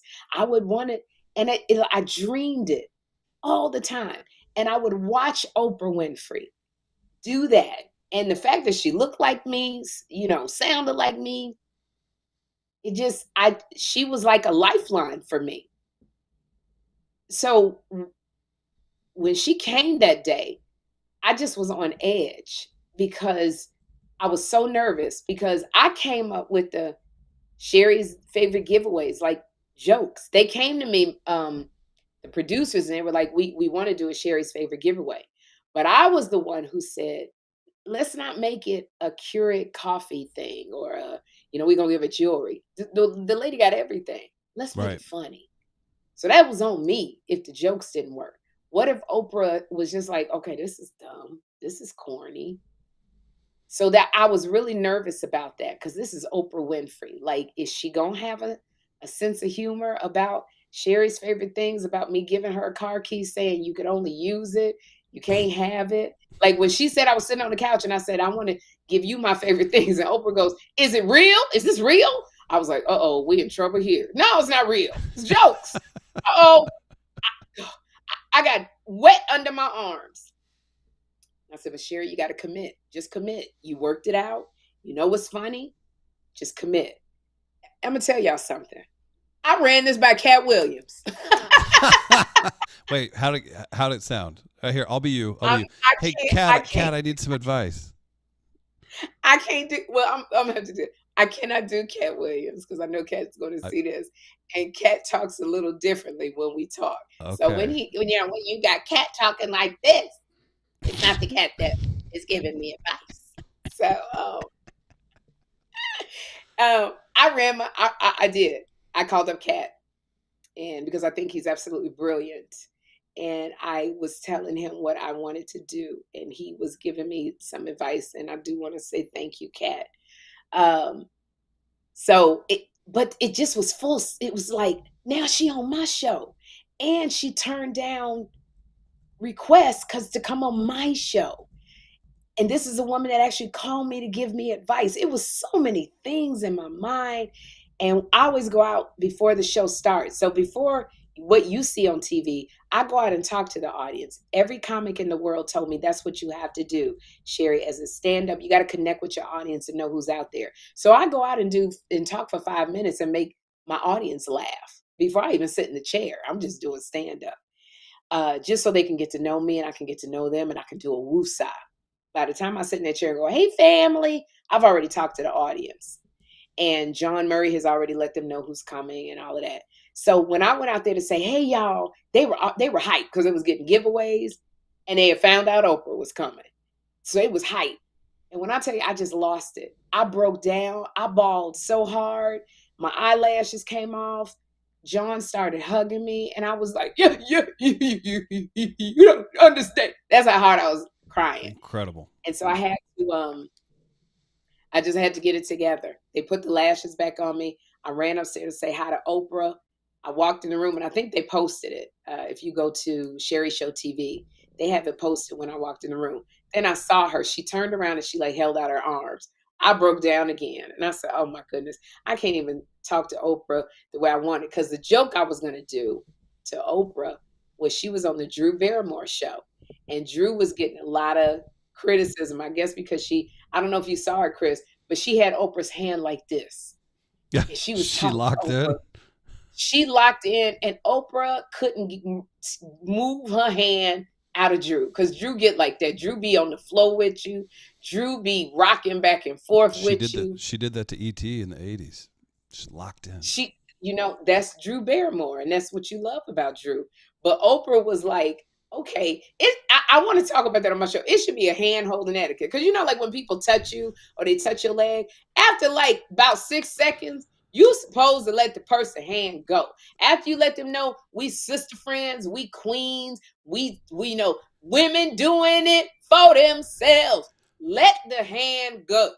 But can you imagine being Oprah? Like, I've been around with you and Kym and other folks. Like, people want to tell you that you mean a lot, and you get that. Oh, you'll get it a couple times here and there, and you're a high level of celebrity. Oprah is on her own level. Can you imagine just her even going to the post office? And they should do a sketch or something about this. Everybody's grabbing her, breaking down, basically wanting to touch her like she's a prophet. Like everywhere she Yeah, goes, they do. someone's breaking down and someone's gripping her hand a little too long. Breaking down, crying. Like, yeah, you get it all the time. That's why I don't Yeah. want to cry in front of Oprah. I was like, you crying. But I wanted to do the joke and ask her. I had planned it. When I walk in her room, I'm gonna say, I'm gonna be looking around and she's gonna be like, what's going on?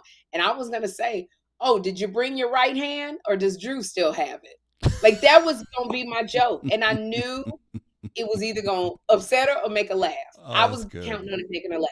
But as soon as I saw her I started crying. I did. And the only other time I cried like that was Whoopi and Janet. Because people who have a place in my life, who mean something to me, or who I went through hard times and they got me through, I get emotional. And Whoopi, I cried like that. And when Janet came, I cried like that. So it was a lot of crying. And my showrunner, Fernita Wynn, grabbed my hand and she said, okay, you got to release it. Now you have a talk show. It's about being professional. And Oprah chose to come onto your show. Yep. Show her why she made the right decision. There was another woman looking at a woman going, bitch, if you don't dry them damn tears up and stop all that damn crying. So That's incredible. So when she came on, I was like, okay, now we get into the business of Oprah. And when she came out there dancing, I was like, yeah, so. And I got into my zone. So my stuff worked. My funny giveaways worked. She loved it. Giving her my Lenny Kravitz naked picture. She loved it. So I'm incredibly thankful. Once we finished the show and Oprah left, I broke down and cried. Couldn't even hold it together. I broke down, boy. Y'all don't even know. Very few people get to live out their dreams. To live out your dream is the most wonderful thing in the world. It is I'm so grateful. I know people say, women, y'all got to stop acting like you're grateful, thankful. You own it. I'm grateful. I'm grateful. It is no other word, because people could be doing other things. They could be watching other talk shows, and make no mistake, I love my sisters who are doing talk shows, but it is about the ratings. If your ratings are not good, you're not going to have a show. You don't have ratings, you're selling home you goods. get canceled. Mm-hmm. You're selling home so goods. You got people don't. And I don't want to down home goods because I shop at home goods all the time. But it's about ratings. And so you are in competition with other talk shows. So, to be on there, I'm grateful that people are tuning into my show as opposed to another show. I wish I could say, watch them all. No, you got to watch mine. Yeah. If we're on the same time slot. So anyway, you want it some just comments? was surreal. Huh? Oh, no. I would say, please finish. I would say after that, let's get to some comments after you. I'm going to end it. It was a day that I will remember for the rest of my life. I need to journal it. I've been on conference calls and everything today, but it is a day I will remember for the rest of my life. It was the most magical day. And I have to text Oprah. Look at me. I got to text Oprah because the last time I texted Oprah, it was before she came on. And I said, I'm so excited. And I texted Gail because Gail King was on Oprah's Best Friend, and the ratings went through the roof with Gail King. And I texted her and I said, you took our ratings through the roof. You understood the assignment. And she said that Oprah really enjoyed coming on my show, which made me feel good. Oprah asked me when she was getting in the elevator, she said she wanted to come back. That's how you know. And it wasn't that like, yes, girl, I want to come back. She was like, I want to come back. The fact that she knew my DJ's name, I mean, she's cracks a pro. me up. And she's a pro. But like in between that's why you can have comments. I'll be running my damn. No. I just need Oprah, if you're watching, Gail, there is a podcast. It's got 2 NAACP awards. Kym Whitley, she's not here today. If you want to jump on right now, feel free to message us. I'll get you. You can hop on. Come have some fun with us. Kym's gonna be so mad at me, Chris. Kym just missed her at the premiere. This poor Kym. I'm gonna tell you what Kym missed her. We had a premiere of The Color Purple. Kym went to the red carpet premiere. Kym was running her mouth so much with all the other people. She missed getting a picture with Oprah. She missed talking to. That's Kym and Steven Spielberg. You ain't supposed to be spending more time with Steven Spielberg than you have with Oprah. She was trying to get on the next Jurassic Park. I don't even know who none of these people are. Okay, let me say that right now. I don't even know who none of those people are. They're not Oprah. Kym's over there. And this is the thing about my girlfriend. Kym Whitley, when we have comedy, and you know this because you've seen it, Chris, Kym has ADD. So Kym, if you stop Kym, if we got to get to a point from point A to point B, and you stop Kym in the middle, you'll never hear from Kym again. Because Kym is like a cat with a shiny ball. That shiny ball, and she goes running after that ball. Then you jingle a bell, she'll come running back over here. As we learned from Michael J. White. That's why you shake your keys. You shake them keys, Kym will look up. You got it for 3 seconds of shaking keys. And so people, when Kym, you always need somebody next to Kym who's the bad guy, who goes, we got to keep going. We got to keep going. I learned Kym gets no fewer than 7 business pitch proposals on the way from the appetizer table to the dinner table at an event. And I wish I was kidding, but ma'am, she doesn't need to invest in your paralegal business. And I'm so happy for you that you've done it for yourself. She will stop. But Kym is she's very nice. And then I get yelled at because I should have tossed them. Yeah, no, she'll stop and listen to your pitch about starting a paralegal business. Kym will stop, and sit down with you. So I don't travel with Kym no more because I can't. As a rule, we will be on. Kym and I will be on that little conveyor belt. They'd be going, and the people be going the opposite way, going Kym Whitley, and she'd be walking backwards trying to talk to him. I said, Kym, we gonna miss our flight. Kym just a talk. She done left the suitcases. I gotta get the suitcases. They recognize her as Sugar, all are different. You was on Young and Hungry. Oh my God, I saw you on Act Your Age. And Kym be just a laughing and bobbing and will get mad if you don't get them damn suitcases. So it's the truth. So Kym, like, what do we? The other celebrities don't do this. I'm like, they had a plan. We need a plan. We need a plan. So Kym gets to the premiere. She talking to everybody. Still in the chat, by the way. She's commenting every 2 seconds.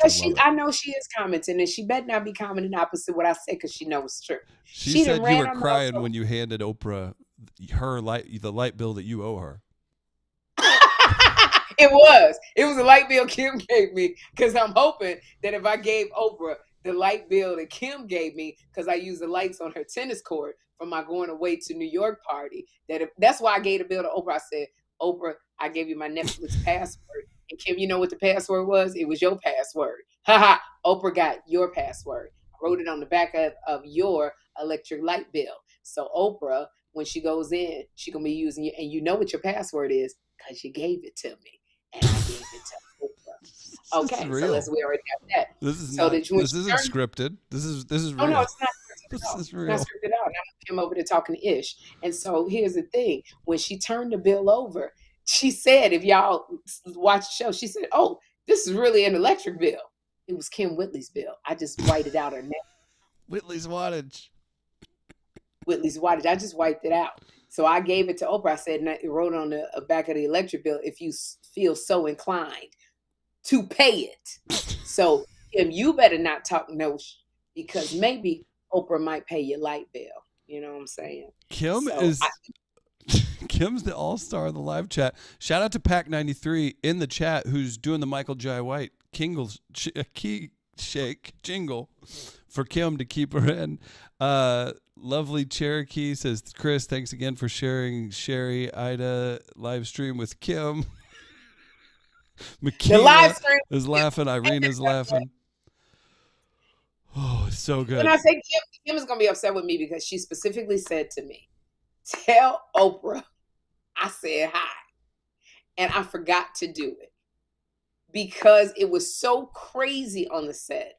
We had to tell my publicist of 10 years couldn't even be in the hallway because it was so crazy with people being there. Oprah was coming, people wanted pictures. People had flown out. It was just crazy. And I was emotionally drained. I didn't know if these jokes was going to work. So when I saw Oprah and I was crying, I did not think I should say, Kym said, tell you hi, and she needs some more Weight Watchers food. It just didn't. And I know Kym wanted me to get them WW snacks. You're so mean. And some old drinks and these points and stuff. And I forgot to ask Oprah, could we get some more WW desserts and chips for Kym? So Oprah, if you're tuned in, I sorry. apologize. Yeah, Sherri's very sorry.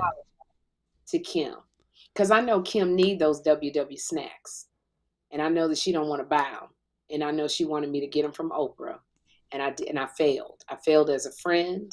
I failed as a sister. I did not fix your crown, Kym, and I'm sorry that I didn't get those Weight Watchers snacks. Oh my gosh, Chiquita Smith sent me a photo of Kym and her at Riddles. I want to show that whenever Kym's on. So we'll so thank you. I hate that Kym is not. I love the fact that Kym is working on the Upshaws. Y'all watch it. She plays Wanda. She's in the live chat. She's in the live chat. But I wanted to know. Ask her how Riddles was. I know she sold out. She was nervous about going to Riddles in Chicago, and I knew that she was going to do well. Kym gets really extremely nervous. You missed this because Damon sat in for you last week. Damon made this flyer. And Kym had words about it. She's going, what's up with the stars in my hair? There's no and in between the 8 and the 9. And Damon very calmly explained that there was one piece that caught people's eye, and then they would see the date, and it would all work out. So Kym, her boobs. Her boobs and her nipples. Anybody looking at nothing else? And that big old witch necklace she got on, which is an Eastwick necklace. She got look just like she got to tell you a fortune. So Kym is in the live chat and wants to know, in exclamation point, did you say her name to Oprah?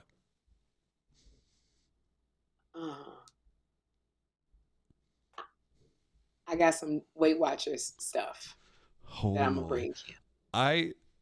Just because we're gonna you can't stay on here all night, and me and you we'll do a 4-hour podcast because I love talking to you and you're in the zone and I love it, but I know you got stuff to do.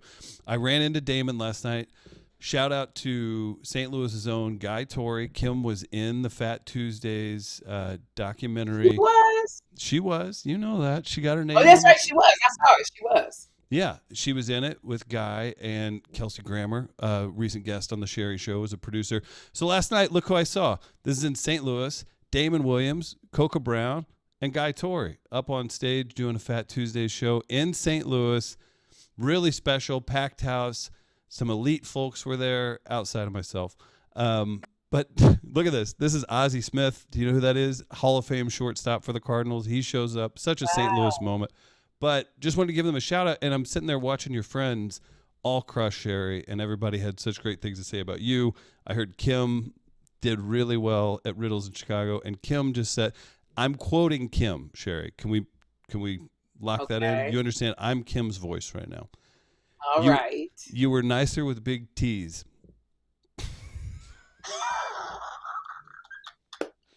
So wait, how does that work? Less breasts. She says I'm nicer with. Like if I had the breast reduction, I was nicer. No, I was more tired. Without all of the boobs. Logan, she was just tired. That's hysterical. Let me tell you something. I done had this breast reduction. It was the best decision I ever made to have a breast reduction. I can't tell you. I literally, and I'm speaking to Kym because we talked about this. I thought this is a hilarious way to do Two Funny Mamas, where you talk to Kym through me to the live chat. Sorry. I know I talked to Kym through you. Listen up, Kym Chris. Huh? I thought. Huh? I got this. Joshua! The construction man's here. There's always a construction there's man. The dog. That's Kym's. Okay. I thought that I was gonna miss my boobs because it was such my identity, and people knew I had these big breasts, and that was my sexiness. And da-da-da. But when I tell you, oh my gosh, I love that they are smaller. I'm able to sit up straight without falling forward. I love that I got a breast reduction. It just literally, I don't miss them. I've been trying to give away. I have all of these literally beautiful bras that I have not Hey, worn. hang on. Kyle's calling. Hang on. Kyle. I'm still Kym. I love that impression. I'm like, that's what Kym be doing. I forgot. No, so you're feeling good. You're in arguably the highest point in your career, and there's so much more to go. I wanted to tell people I will be in LA. To be. Yeah. I'm gonna be in LA. I'm leaving tomorrow. I was nominated for an Emmy, so I'll be at the Daytime Emmys Awards show Friday night. Casual. Yeah, all my team is coming. The Sherri Show was nominated for 4 Emmys for hair and makeup. That's 1. Styling. That's 2. Willie Sinclair III from the Milwaukee Sinclairs. 3. Digital. A digital campaign they did on me. That's 3. And for best host, that's 4. So we are all headed out to LA and for the Emmys. So we will find out Friday night. That's my category because I think I'm up against Jennifer Hudson and Kelly Clarkson and Tamron, I believe. And we'll find out who won. And yeah, so I'm very excited. And I'm really hoping that I take home that Emmy and that my team takes home the Emmys. They did a great job. So that's where I'm headed out. And then I guess, can I give you my dates? Stand up. You know, Kym and I are on the road. Wait, hold on. We had a very good call. Ooh, I got some good news. Okay, let me see. Hold on. Kym and I are going to be, you can actually go to Sherri Show TV or sherrishow.com because we got the dates. But just to let you know, when are we going out? We're going to be, Kym and I are going to be in Dallas, Texas at the Majestic Theater, January 10th, I believe. And then we're going to be in Redondo Beach. Let me see. Hold on. Here, do us a favor. Well, Sherri, while you pull that up, do us a favor. Mark it down. Sherri and Kym are coming to your town. We're going to post this on the Instagram, and I'm also going to post it into the community section on YouTube where you can make posts and make updates. So as soon as we get like a flyer with all the dates, we're going to post that, and we're going to make it happen where you can see where things are happening. Ooh, my nerve endings are like, it hurts. My boobies hurt. Nerve endings healing and connecting. Well, I'm just going to say February 3rd in Redondo Beach, California. And January 10th. I'll be in Atlanta. I'll just say it and then I'll send everything to you. I'll be at the City Winery in Atlanta, April, and I'm going to be in Baltimore. And I'll be in Baltimore in May, and I will be in at the Stardome Comedy Club. I think that's in Alabama. Here, who are you waving at? I'll show you who I'm waving at. Come in here. Huh? Oh, it's on? Oh, I thought I saw him come in. Oh, I got you. There's Guy Torrey is literally popping by for a thing. I was hoping he was. Oh, the guy there? Is he coming? I guess his people are here. He's not here quite yet. So I was gonna have him pop on, but never mind. And I'm not. But either way, you guys, you have tour coming up. We're gonna put all that out. What else is going on that you need to tell people about? Yeah, just that. I'm hitting the road again, and we're doing the 2 dates. Kym and I, January 10th in Dallas. February, we're going to be in Redondo Beach, California. I'll be at the City Winery in Atlanta. I'll be at the Stardome. That's in Alabama, Mississippi. The Stardome Comedy Club. I'll be in Baltimore doing stand-up. And then I'm going to work on a movie. So it's that stuff. And then still doing my show. Still doing my job. Yeah, and then that's it. Oh my gosh, it was great to have you back on here. We're gonna get you and Kym back together. Something we didn't do, and we'll sign off. But I need you all to check this out. Thanks to Cedar Lewis and Miracle Buttercream for sponsoring Support a Black Business. Once Sherri and Kym are back together next week, I'm thinking we have a great apparel company that we can show off, and we'll get back to regularly scheduled programming on the on the Supported Black Business segment. So huge thanks to Aida. Sherri, so much love to you and congratulations on everything. Kym is the all-star of the live chat. She's going to be at the Emmys too. Miss you, Kym. Miss you. Kym is going to be at the Emmys? Mm-hmm. You should call her. Oh, I didn't know that. I haven't talked to her. Like, we've been texting, but our hours are... I was so mad at Kym because Kym texted me. I texted her back. And then I tried to FaceTime her and she wouldn't pick up the FaceTime. And I was like, if you can text me at 3 a.m, you could get on the FaceTime. And she wouldn't. And I kept calling her and she wouldn't pick up the phone. I was so pissed off that she wouldn't pick up the phone. So we haven't talked since then.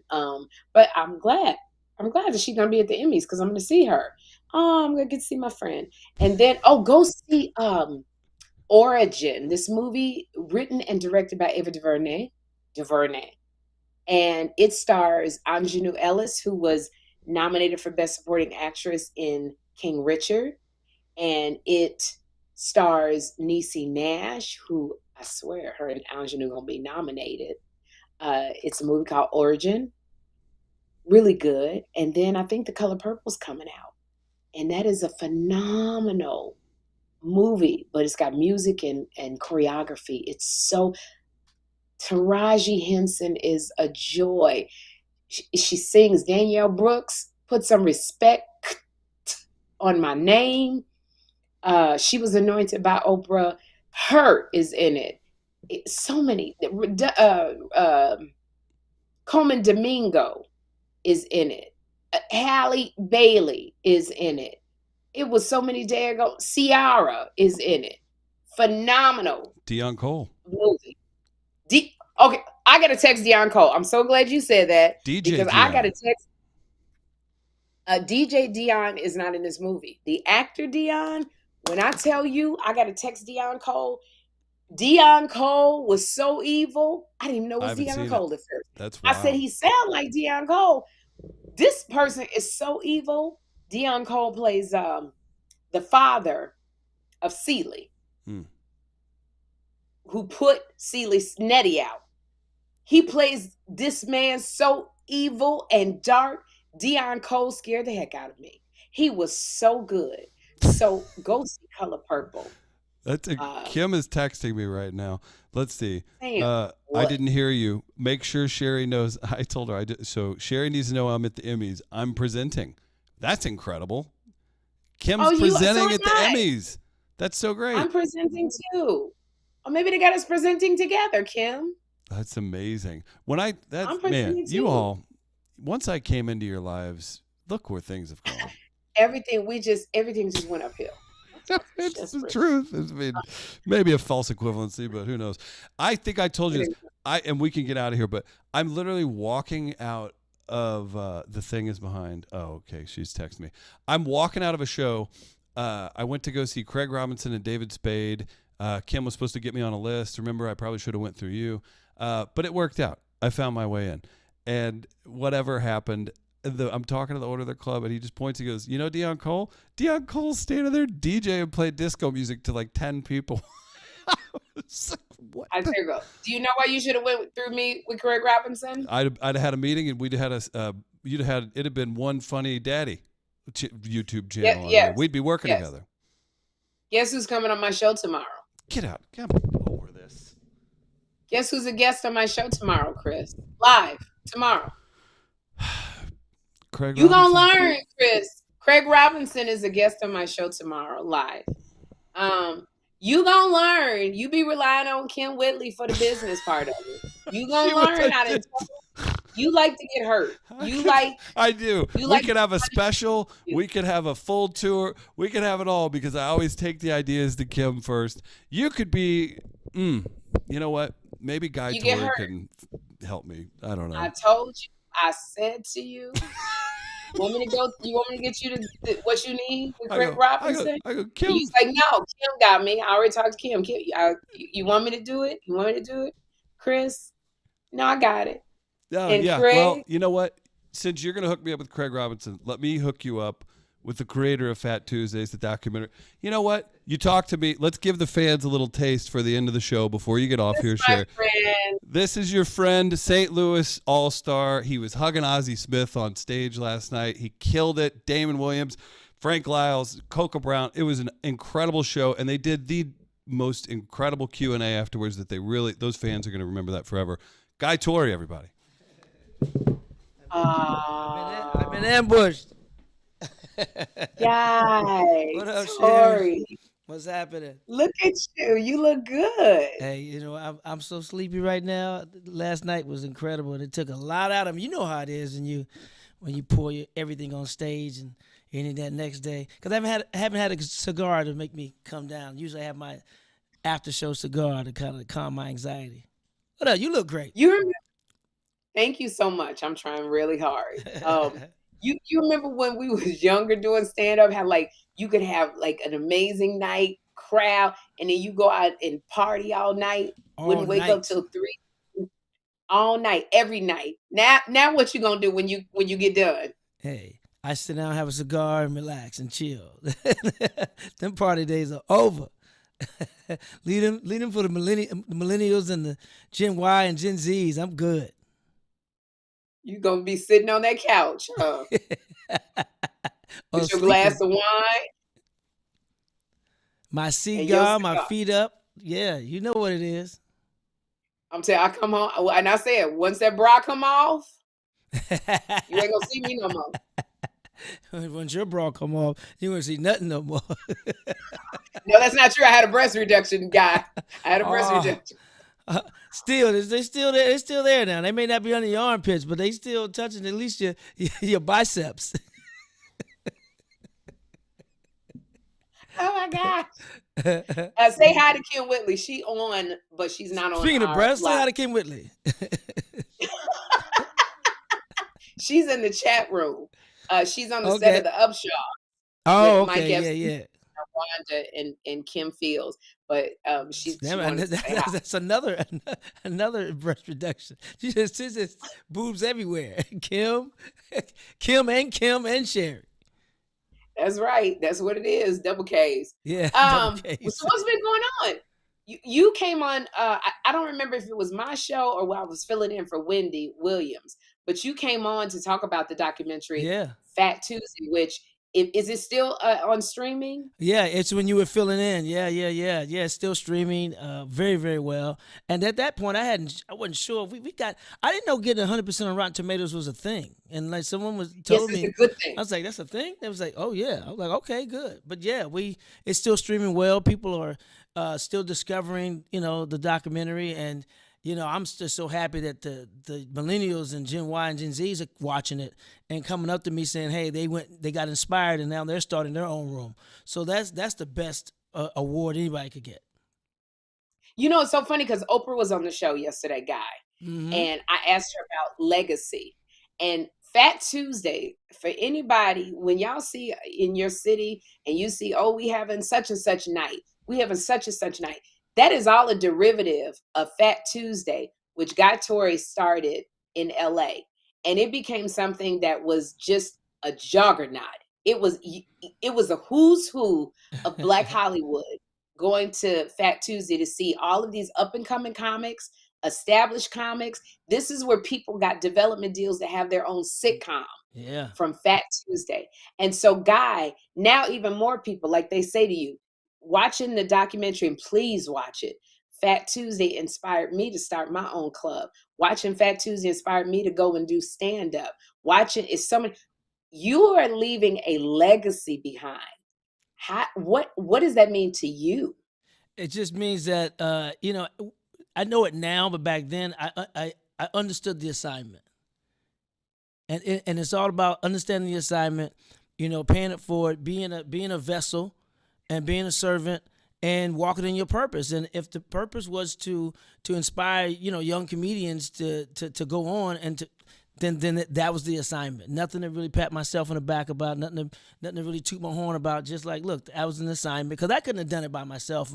And I was just fortunate enough to be chosen for that task. And I had, surrounded myself by a great staff, some funny comedians, and the night was just man, an epic night. It was like BET weekend every Tuesday night.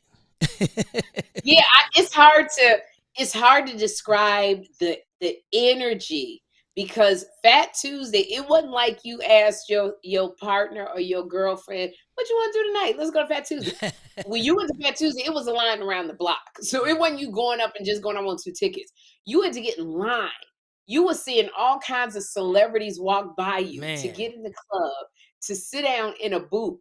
Because you would see Shaq, you'd see all of the Lakers, you'd see Wesley Snipes, Denzel. you'd see all Denzel. Like Prince came in one night. Who came in? Prince came in one night. He He parked his big purple bus outside the Comedy Store, and he slid into, the VIP booth, and he was in there one night. I would have passed out if I knew Prince. My staff almost did. The ladies almost did. When God booked you to be on that stage, if you're knowing, first of all, VIPs are there, celebrities there. Yeah. Agents came because that's where you went. Because here's the thing, they didn't want to go down to the hood to see the comedy. They was scared. So I took the hood to Hollywood. So you took the hood to Hollywood right on the Sunset Strip. So it was agents there. It was managers there. You could get signed from having a 10-minute spot on Fat Tuesday. That's how and that energy was there. So knowing you was going up, you had to do your best. Oh man. Because it was a showcase for everybody. And the thing about it was such an eclectic crowd because we had from ex-cons to icons. So Suge Knight would be in there, but Quincy Jones would be in there too. So yes, from ex-cons to Tupac would always come. So we had the who's who of just ex-cons and icons in there. Every week you could see somebody who's like on a starting walk with Hollywood Hall of Fame right now. And I think one of the most surprising ones was the Fonz. Henry Winkler came in one night. We grew up on the Fonz, and he's into that. John Mayer, when he was doing comedy, when he wasn't singing, he would be in the back of Fat Tuesdays looking at it. I mean, you name it, they were there. Magic Johnson, Eddie Murphy, of course. There's been nothing like that since Fat Tuesday. People have tried to start rooms, but the magnitude of what you created, the energy, the people, you had to be a Fat Tuesday. If you was a celebrity, that was the place to go. That was the place to be seen. It was and it was a perfect blend, like you said, ex-cons to icons. It was poor people there, and it was the rich. You're right. There was so many girls there. That was where all the pretty girls came. Oh, man. That was where all the ugly girls came. That was where the big girls came. It was like Studio 54 of LA, of comedy. Yeah. That's what it was. I was trying to figure out, what do you compare Fat? It was Studio 54 comedy. Yeah. And that was it. And to get in, who was the bouncer that would be at the door? You couldn't get past him. Big Shorty. Big Shorty was there, a big dude. And then I used to tease him because he left Fat Tuesdays to go work for Beyonce and Destiny's Child. I was like, damn, really? You gonna leave me for Beyonce? Well, yeah, I think that I would have left myself. Yeah, that's like asking, how old do I look? You really, it just was, and so watch Fat Tuesday because you'll get a sense of what Guy and I are talking about, and it's streaming. What network is it streaming? It's on Amazon Prime. Absolutely, yes. On Amazon Prime, it's Fat Tuesday. PHAT. And is where? PHAT, Fat Tuesdays. Fat Tuesday. Speaking of Fat Tuesdays, Lavelle Crawford. No, speaking of fat, Lavelle Crawford and Roman Murray. Look at this is all the comments that we came up with. Oh my God! Fat Tuesday, PHAT. If you do Fat Tuesday, you might get something you don't want to see. So it's PHAT, Fat Tuesday. Right. And so now you out in St. Louis. What are you doing? Well, I did a Fat Tuesdays last night. I brought it to St. Louis last night, and it was sold out. Locally star-studded because it's St. Louis, and it was a success. It was the first one I've done, so we're ready to do some more and not possibly, but we're gonna take it on tour. That's the next thing. Podcast, maybe scripted version. Who knows? It's been a lot. Fat Tuesday getting fatter, bigger, badder, fatter. You know what? I just see if you did a Fat Tuesday podcast and had people come by that was a part of Fat Tuesday. I mean, I'm sure the stories Denzel has will be different from the stories Cat Williams has. Right. Or, Cat like used to Norman come. Murray had. Cat used to come when Like he had just that. He had a stretched out Explorer. No, it wasn't Explorer. He had a stretched out Ford Escalade. Escape. Yeah, he was. Hey, Cat was a pimp long before people knew who he was. Cat was always Cat. He was Cat in the Hat back then. You know, Cat in the Hat. Cat just knew he was going to be the star that he is today. Oh my gosh, just the amount of people that came that got to showcase, and from that showcase, they made it. You know, and they have to credit Fat Tuesday. It just, man, I miss you. I ain't seen you in so daggone I long. know. Likewise.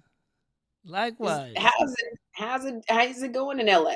I love LA Dirty Draws. I love LA. I remember when I first started going out on tour, I used to, fly out of the city later, Now I'm the first flight out because I'm like, I want to get back home. When I first, LA is no place to be when you're broke.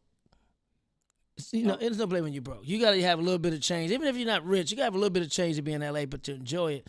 But I just love being home. And LA is LA is And my let me spot. tell you, when you are broke in LA, it ain't nothing nice. Because I sure was on that bus. Yeah. Now that's the way you feel about LA is the way I feel about New York. I love New York. I don't think I'm gonna be back to LA for a while. Wow, I like really? I like New York. You stay in New It's York. just the energy, huh? Go ahead.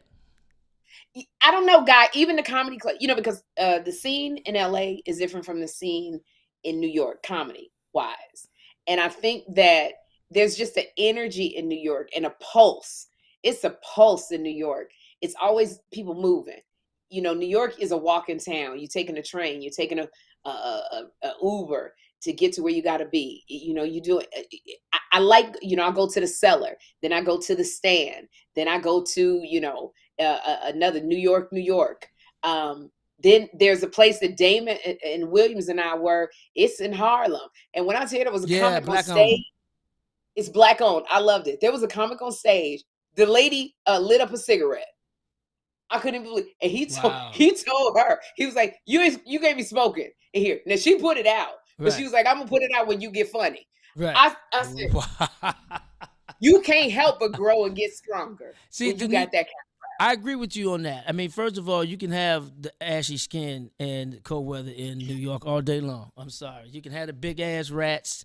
You can have the million yellow cabs running around. You can have all that crap. But when it comes to the comedy scene, undeniably, New York is the best place to grow as a comedian. You can make more money there. There's more places to play.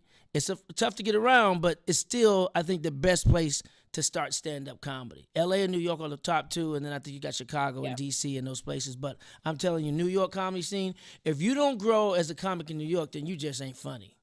You just wasn't born with the chops. Because New York is something, like, it just, it can be gritty. I'm telling you. I remember Leslie Jones. I remember Leslie Jones was in LA for a while, and I remember she was going to quit comedy. She was going to quit comedy. She called me one day. I never forget it. She's like, "God, I'm not getting any bookings. I'm not doing any TV, not getting any films, And I told her, I said, "Look, Leslie, you're funny. Just stay with it. Stay the course. You're gonna be all right." And then she ended up moving to New York. I remember she come to me. And she said, "God, I'm going to New York, and can I do Fat Tuesdays one last time before I go?" I have that on the footage of her on stage at the comedy show at Fat Tuesdays, and she went to New York, and the next thing you know, she was already always funny, but then New York just took her to a whole new level, and the next thing you know, she was on Saturday Night Live. But I believe that New York did that. New York, her doing that grind made her that much funnier to earn Saturday Night Live. New York did that for her. The talent was there, and New York just molded it, and she never looked back. And if you read Leslie Jones's book, I don't know if you got a chance to read it. That book is it's so funny. It's called Leslie effing Jones. Hit the New York Times bestseller list. That book ain't no joke. I loved it so doggone much. Leslie came on my show, and I caught COVID. God, I caught COVID. And you ever had to call people and tell, and Leslie was my first guest, like one of my first guests. You ever had to call people and tell them you got COVID and you've been around them? Hey, let me tell you something. No, when I got it, I was by myself for a minute because I caught COVID during COVID when we were already locked in anyway. Wait, how you catch COVID during COVID? I'm from Mexicans. I got it from the Mexicans, man. I'm telling you, Sherri, it was the night the Dodgers won the World Series in 2020. I lived downtown LA, and about 900 Mexicans came out on my block, and they was partying their butt off. They know how to party, and they were partying. And I went outside. I was at the cigar lounge, and I went outside to get something for the gram because it was like 900 of them out there popping bottles and fireworks and wheelies and tacos and pinatas, and they were partying. I love partying with Mexicans, and it was a spreader event, and they was out there, and I'm telling you, it was a spreader event, and I caught it. And 3 days later, you get the symptoms like VD. You get the symptoms 3 days later, and they start. I feel a little weak at COVID. So I love my Latino brothers and sisters, but y'all gave me COVID. That's the only time. That's the only time I felt like we really should have built that wall. Okay, I'm not even. I'm not gonna. That's the only thing I agree with on Trump. It's like, yeah, maybe if we'd have built that wall, I wouldn't have had COVID. Oh Lord, I hope TMZ ain't on this live. I hope they are. Hey, I know you do. I'm no filter. You know I'm unapologetic, man. I do me. I'm too old. I'll be 55, Sherri. I'll be 55 in January, and I'm gonna do a shameless plug. I'm doing my birthday bash in LA. January 11th, my birthday's 12th. It's at the Novo, downtown LA. Cedric Entertainer, D.L. Hughley, Bubba Dub, Coco Brown. I'm hosting a Fat Tuesday, a special Fat Tuesdays 55 speed limit party at the Novo, downtown LA. Get your tickets, y'all. I'm going to see if I can do it because Kym and I on January 10th are in Dallas, Texas. But maybe I can get down there on the 9th. You said it's the 9th, right? It's the 11th. It's going to be on the 11th. A Thursday night. It's a Thursday night. It's a Thursday night. Yeah. So maybe, wait a minute. So we in Dallas, Texas around that time. So maybe I can still, if it's Thursday night, yeah, if I just get on the plane and come. Well, am I invited? Oh yeah, and you came to one of my Fat Tuesdays down there before in 2015 when I did like a reunion show, and you walked the red carpet. I got those pics. Okay, all right. Well, yeah. So I think I'm gonna be able to come. Just let me know. You got my number. You good? That's gonna be a good time. But I wanted you to explain. Yes, and I love that you're unapologetic. Absolutely. At this age, you just don't be apologizing for a bunch of stuff. I said it. I said what I said. Look, I'm the Draymond Green of comedy. There, you really are, and you gonna do it. You stand by what you said. My joke's gonna choke you. My joke's gonna hit you in the face. My joke's gonna get me ejected from the stage. I ain't doing no Charleston White though. You ain't gonna come on stage and Charleston White me though. I wanted you to talk to people about why do you say, because we always tell comics if you want to get good, you either got to come to LA or you got to go to New York. Mm-hmm. It ain't no other cities. It's LA or New York. It ain't Jacksonville. It ain't Nebraska. It is New York. It is LA. Yeah. Why do you say that? Because iron sharpens iron. And you have so many talented other comedians who are performing that you look and you just. I remember when I first started and going to the Comedy Store on Monday nights when I had potluck, and you have your little 3 minutes you got prepared to go on stage, and you're ready to go up, and you see somebody like Eddie Griffin walk in, and just destroy, or Damon Wayans walk in and just destroy because you got bumped, and you look at your little jokes before like they were like classic bits. After you saw Damon Wayans and TK Carter and Eddie Griffin go on stage and destroy, you look at your jokes like they ain't shit. You see little jokes like, you little punk ass, y'all ain't gonna pull y'all weight. But that's what makes you go home and write more and think outside the box. And the writing process is, once you write a bit and you write everything, you think of everything you can in that bit, you write it down, then you throw it away. And that's when the creative process starts. And when you look at those guys like Eddie Griffin and TK Carter back then, and these new comedians, not new comedians, but the ones who are the Cat Williams and the Kevins and the Rocks and the Chappelles, of course, they did that. That's the writing process. It's not stuff that's low-hanging fruit. It's stuff that's like, wow, very clever. And it makes you write better. It makes you a better writer when you're in New York. It makes you a better writer when you're in L.A. doing stand-up. I don't know if you've seen it yet. I don't know if it's out. The Headliner tour with Chris Rock and Kevin Hart. I saw the and preview. So I went to see it. You saw the preview? Yeah. I was with JB Smoove and Earthquake and Sam J. We were all together. That's a And it funny just group. really, and I saw Chris Rock.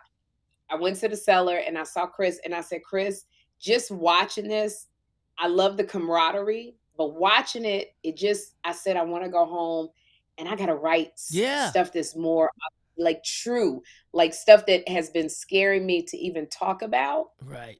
I said, it's time to take it to the stage. That's what and comedy talk about is. it. I just saw a clip with Tracy Morgan telling an ex-football player who's doing stand-up, like, be yourself. Be yourself. And you know who told me that? Years when I first started doing stand-up, one of the first road gigs I had was in Bermuda. I was doing comedy 8 months, and I was opening for D.L. Hughley, right?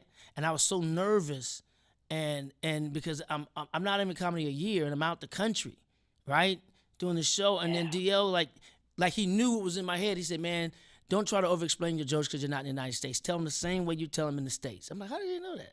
And then he goes, man, it's so funny when you start doing comedy. You try to be everybody else but yourself. And then after a while, he goes, man, he said, after a while, you be like, wait a minute, I was just funny being me. We try to be everybody that we look up to. You emulate who we look up to, and you get so far away from who you are. Now, that's cool to study who your heroes or your greats, because after a while, you're going to have their voice, but after you find your voice, you're slowly, find your own voice, and you finally get back to being yourself. And that's the most comfortable you can be on stage, is when you're yourself, when you're not pretending to be somebody else. Different from doing, impersonations. But I'm saying, when you tell your story, that's what I tell your comments. Tell your story. Because first of all, it's true. Find the funny in your pain. Find the funny in your story in your life. But at the same time, it's hard for other people to steal your story because it's you. Yeah. Yeah. You got to get out of that. I flew Southwest. Remember you see comments, God was flying Southwest and them peanuts. Man, hey. It is something, doing stand-up is something, it's just, I remember talking to David Arnold before I think it probably was a year before he passed away. And we were at some comedy club. It was out there in Riverside. That club, I forgot who do it, his name, but it was like a club out in Riverside. Was it Evan Lionel? It wasn't. It might have been. No, he used to do a club out the way, I thought. Or Larry. It might have been. The best set I had was Evan Lionel's room in Compton. At which one? Was it recently or was it back in the French day? Quarters or something? Oh no, that's in Long Beach. In Long Beach. Long Beach. French Quarters. Yeah, that's a good room. When I tell you, Guy, that was the best set I had. I went there, and I remember I was like, "This is not my crowd." Oh shoot. This is not my crowd.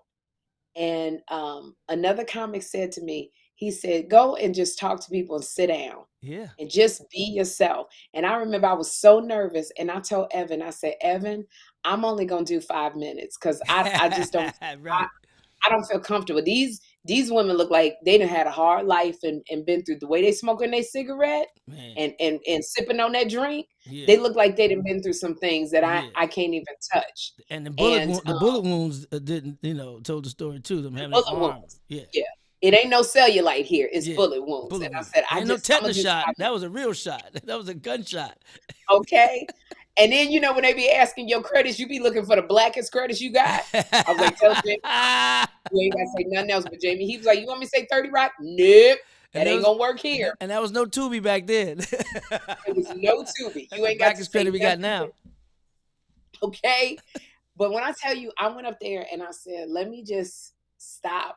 And I'm not going to do the jokes that are written that I know how to do by rote. Right. And I said, I'm just going to talk about what I'm going through because I'm going through some stuff. And when I tell you, Guy, 45 minutes later, when I got off the stage and the bullet wounds stood up and was like, sis, we got your mother back. Yeah. I had a headscarf on, some jeans, and a top. And I remember it was the most rawest, painful, and it was like, even now thinking about it, I was like, that was the bomb. We get in our own way sometimes, man. And that, because you said 5 minutes, but then once that first hit, it's like crack. You stuck. Now 40 minutes later, you like still on stage. But those are some of my most fun shows. You're right. And it's like sometimes small audiences too. Sometimes you get an audience, and those audiences. And I didn't play Madison Square Garden. I didn't play Staples Center. I didn't play big ass places, man. But I was in Memphis early this year with tornadoes, and they shut the city down. And I was driving to the club, and there was no one on the freeway. And I'm like, damn, no one on the freeway? Man, this show got to be canceled tonight because the sirens were going off. I thought I was in a concentration camp or whatever. Sirens going off, and I got to the club, like 4 cars in the parking lot, and I just knew the show was going to be canceled. Because they told the city, everybody, don't come out if you don't have to. I go in the club, it's 8 people in the audience, and I'm like, But the show went on, and I had the best time sitting on the stool, just talking to the people, not performing, but just having funny conversation.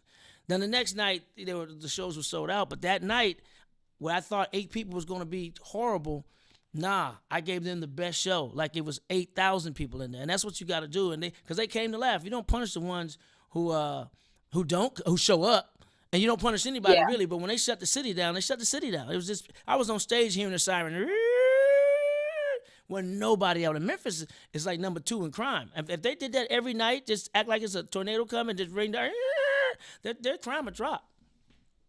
It's so funny. I did a movie with Aldous Hodge, Greg Kinnear, and Morgan Freeman that's in a Memphis. great cast. We had security around, and it was like, you can't walk to your trailer by yourself. And I said, we on the movie set. It was like, and you still will get killed. In Memphis? It was crazy. In Memphis. I love Memphis. I love them cities like that. The Baltimore, Memphis, Detroit, Cleveland. Those are my grinders. St. Louis. Yeah, they come on. They don't laugh if you ain't funny. That's why I like those you gonna earn them laughs. Oh, you gonna earn them laughs. I'm in Memphis this weekend. You gonna earn them laughs. I want to ask you, when you're on stage, it's like 2 questions. When you're on stage, what was the craziest? Can you remember the craziest like stage experience you had? Wow, there's been so many. We come up in black clubs, man. So, being in L.A. and South Central and those spots, man, you had Crips and Bloods at your show, and they heckle you. You scared to heckle back, but your comic instinct is going to be like, I ain't about to lose this. So I may die at the end of the show, but I ain't about to lose this heckling battle. But some of the crazy stuff happened on stage, really, this year most recently. It didn't happen on stage, but in fact, don't say, like I had one show in Richmond, Virginia, where a young lady had a stroke and fainted during my show in the middle of my set. And those shows is like happen because they turn the lights on, and you don't know what's going on. Yeah, it's like, and they bring the stretcher in, and they take somebody on a gurney, and in your mind you're like, how am I gonna get this audience back? Like, how am I gonna get this back? Like, but because we are veterans, we know how to navigate that respectfully and get the audience back. It happened 3 weeks apart in Richmond, Virginia, and the other one was in Knoxville. Not Knoxville, Tennessee. It was someplace in Tennessee. But yeah, so it happens. Those are crazy things that happened this year. But I've had people hair catch on fire, like when they used to put the real candles on the table. Remember when they used to put the real candles on the table? And a woman's hair. I'm on stage and I see this big burning bush like I'm in the Bible, like it's Pentecostal, and her weave caught on fire. Oh my God! I've had women have heart attacks. It's been some crazy stuff that's been happening on stage, and that's what happened. As a comedian, we got to navigate through that, and that's what I want this generation of comics, the social medians, as Bob Sumner calls them, social medians. I want them to put the reps in so that when they're on stage, they know how to navigate through, conflict and get the show back. At the end of the day, people came to laugh, and whatever goes in an audience, you got to be able to get them back. Because if you don't, and your audience is predominantly black, they run out on them checks. They're gonna run out on them checks. If you if you don't get the audience back and you like, what am I doing? You don't come back to the stage, or if you leave the stage, like I stay on the stage when those things happen, so the audience know, okay, the show's not over. Because if you got 45 minutes left in your set, or even 30 minutes left in your set, and you leave that stage, people popping up like toast. they ain't paying that tab. They sure not. You ever been in a club and it just didn't go well? Do you blame the audience for not getting it, or are you going, it was you? In the 31 years of doing stand-up, in all the shows I've ever done in my entire life, I've never blamed the audience for a bad set. And I tell young comics that too. And that's just me personally, because I feel like this. I do this more than they do that. So I should be better at this than they are at that. Number two, the other thing is, what are the odds of me being the only one right when you're in a room with 300 people, 3,000 people, 30,000? So all of them are wrong and I'm the only one right?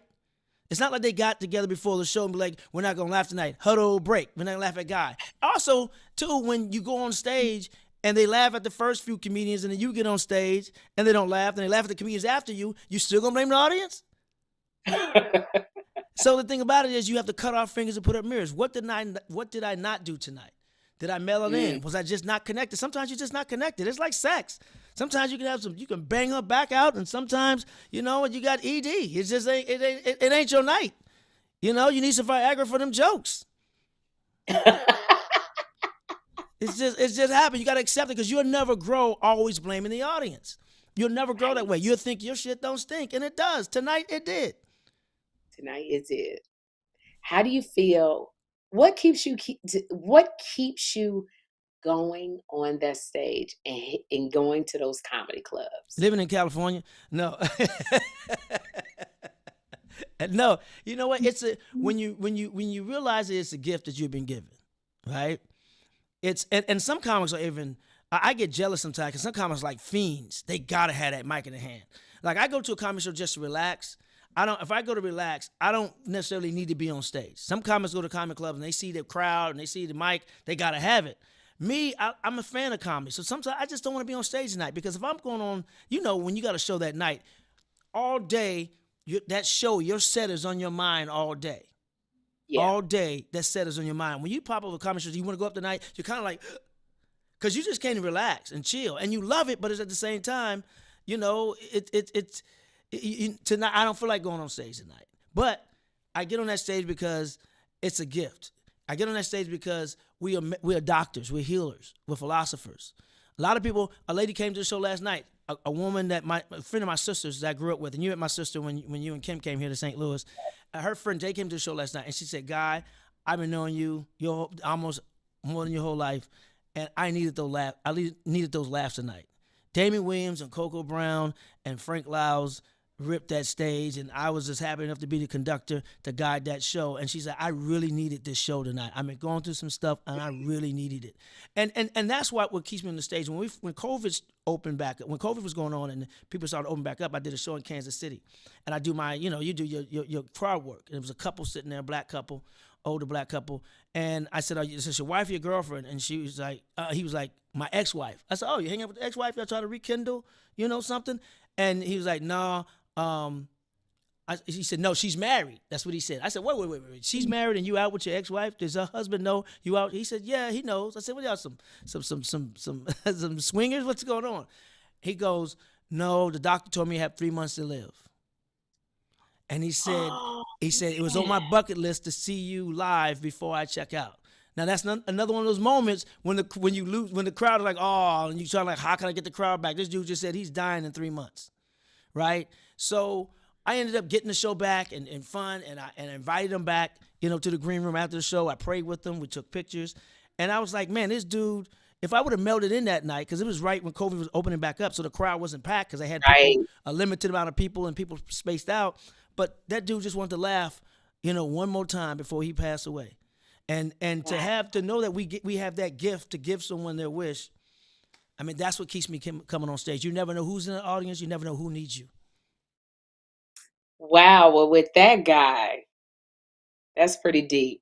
That's pretty deep about what we do. It frustrates me when somebody says you just get on stage and tell jokes. No, that's not it. Yeah. Not at all. Come on and walk in our shoes. Absolutely. And they don't understand. People don't understand. We work hard to make it look easy. Yeah. Oh yeah. Yeah. And a lot of times your spouses don't understand. It looks like we're just out having fun. And but it's no. If they knew what was going on in our brains at that time while we're on stage, trying to set up the next joke while you're telling the joke, trying to ask yourself, did you tell this joke already? This show, the first show, the second show in the same night? It's organized chaos in our brains. Absolutely. Well, I have to get off the phone because I have to go pack to be coming to LA tomorrow because I'm nominated for an Emmy. So I have to come to LA. Get that statue, damn it. You know, I done wrote it in lipstick on my mirror. There So you go. I got to go over. So I have to get off the thing. And I know that you were tired because you put in a full show. Yeah, Tell Coco and Damon I say hey, two I of the will. funniest to ever do it. Yeah. And I'm packing to And I go to love Memphis. So I'll be at the Chuckles this weekend in Memphis, Friday, Saturday, Sunday. So y'all, our Memphis folks, or if you know somebody in Memphis, Chuckles Comedy Club, Guy Torrey, get the tickets to go see Guy. You bet. I don't know if you want to eat before you get there, because Guy one of them ones your stomach be hurting. Oh yeah, you're gonna shit on yourself. But Guy, it was so nice having you. I'm so glad I got to see you. Absolutely. Have a safe flight, and I'll be praying for you. God's will, you get that statue. Thank you so much. Love you, Guy.